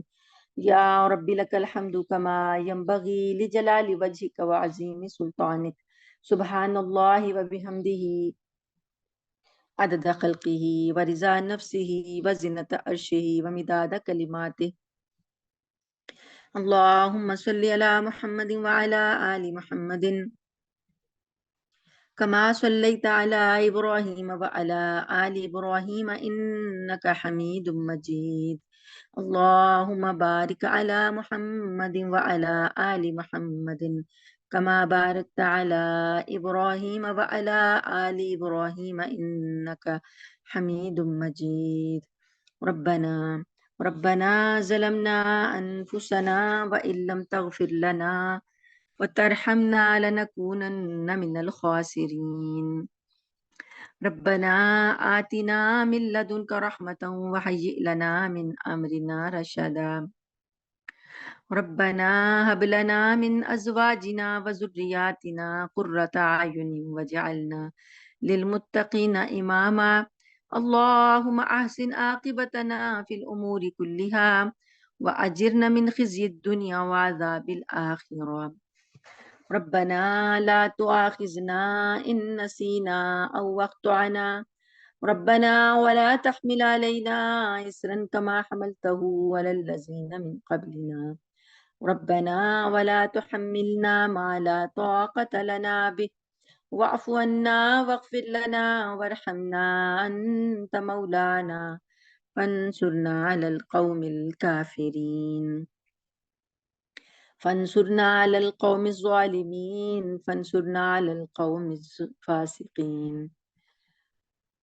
اللهم أيد الإسلام والمسلمين. اللهم أعز الإسلام والمسلمين. اللهم انصر الإسلام والمسلمين ودمر أعداء الدين ودمرهم تدميرا.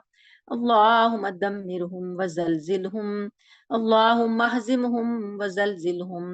اللهم عليك باليهود. اللهم اكفناهم بما شئت. اللهم إنا نجعلك في نحورهم ونعوذ بك من شرورهم. اللهم انصر المجاهدين في كل مكان. اللهم انصر إخواننا المجاهدين في فلسطين وفي غزة وفي سوريا. اللهم انصرهم نصرا عزيزا. اللهم انصرهم نصرا قريبا. اللهم انصرهم نصرا مقتدرا. اللهم تقبل شهداءهم. اللهم اشف مرضاهم.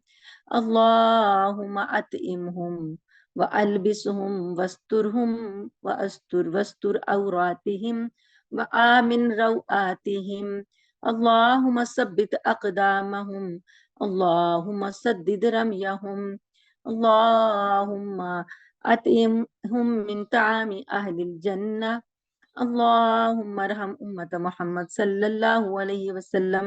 اللهم اغفر أمة محمد صلى الله عليه وسلم. اللهم انصر أمة محمد صلى الله عليه وسلم. اللهم فرج عن أمة محمد صلى الله عليه وآله وسلم. اللهم إنا نسألك حبك وحب من يحبك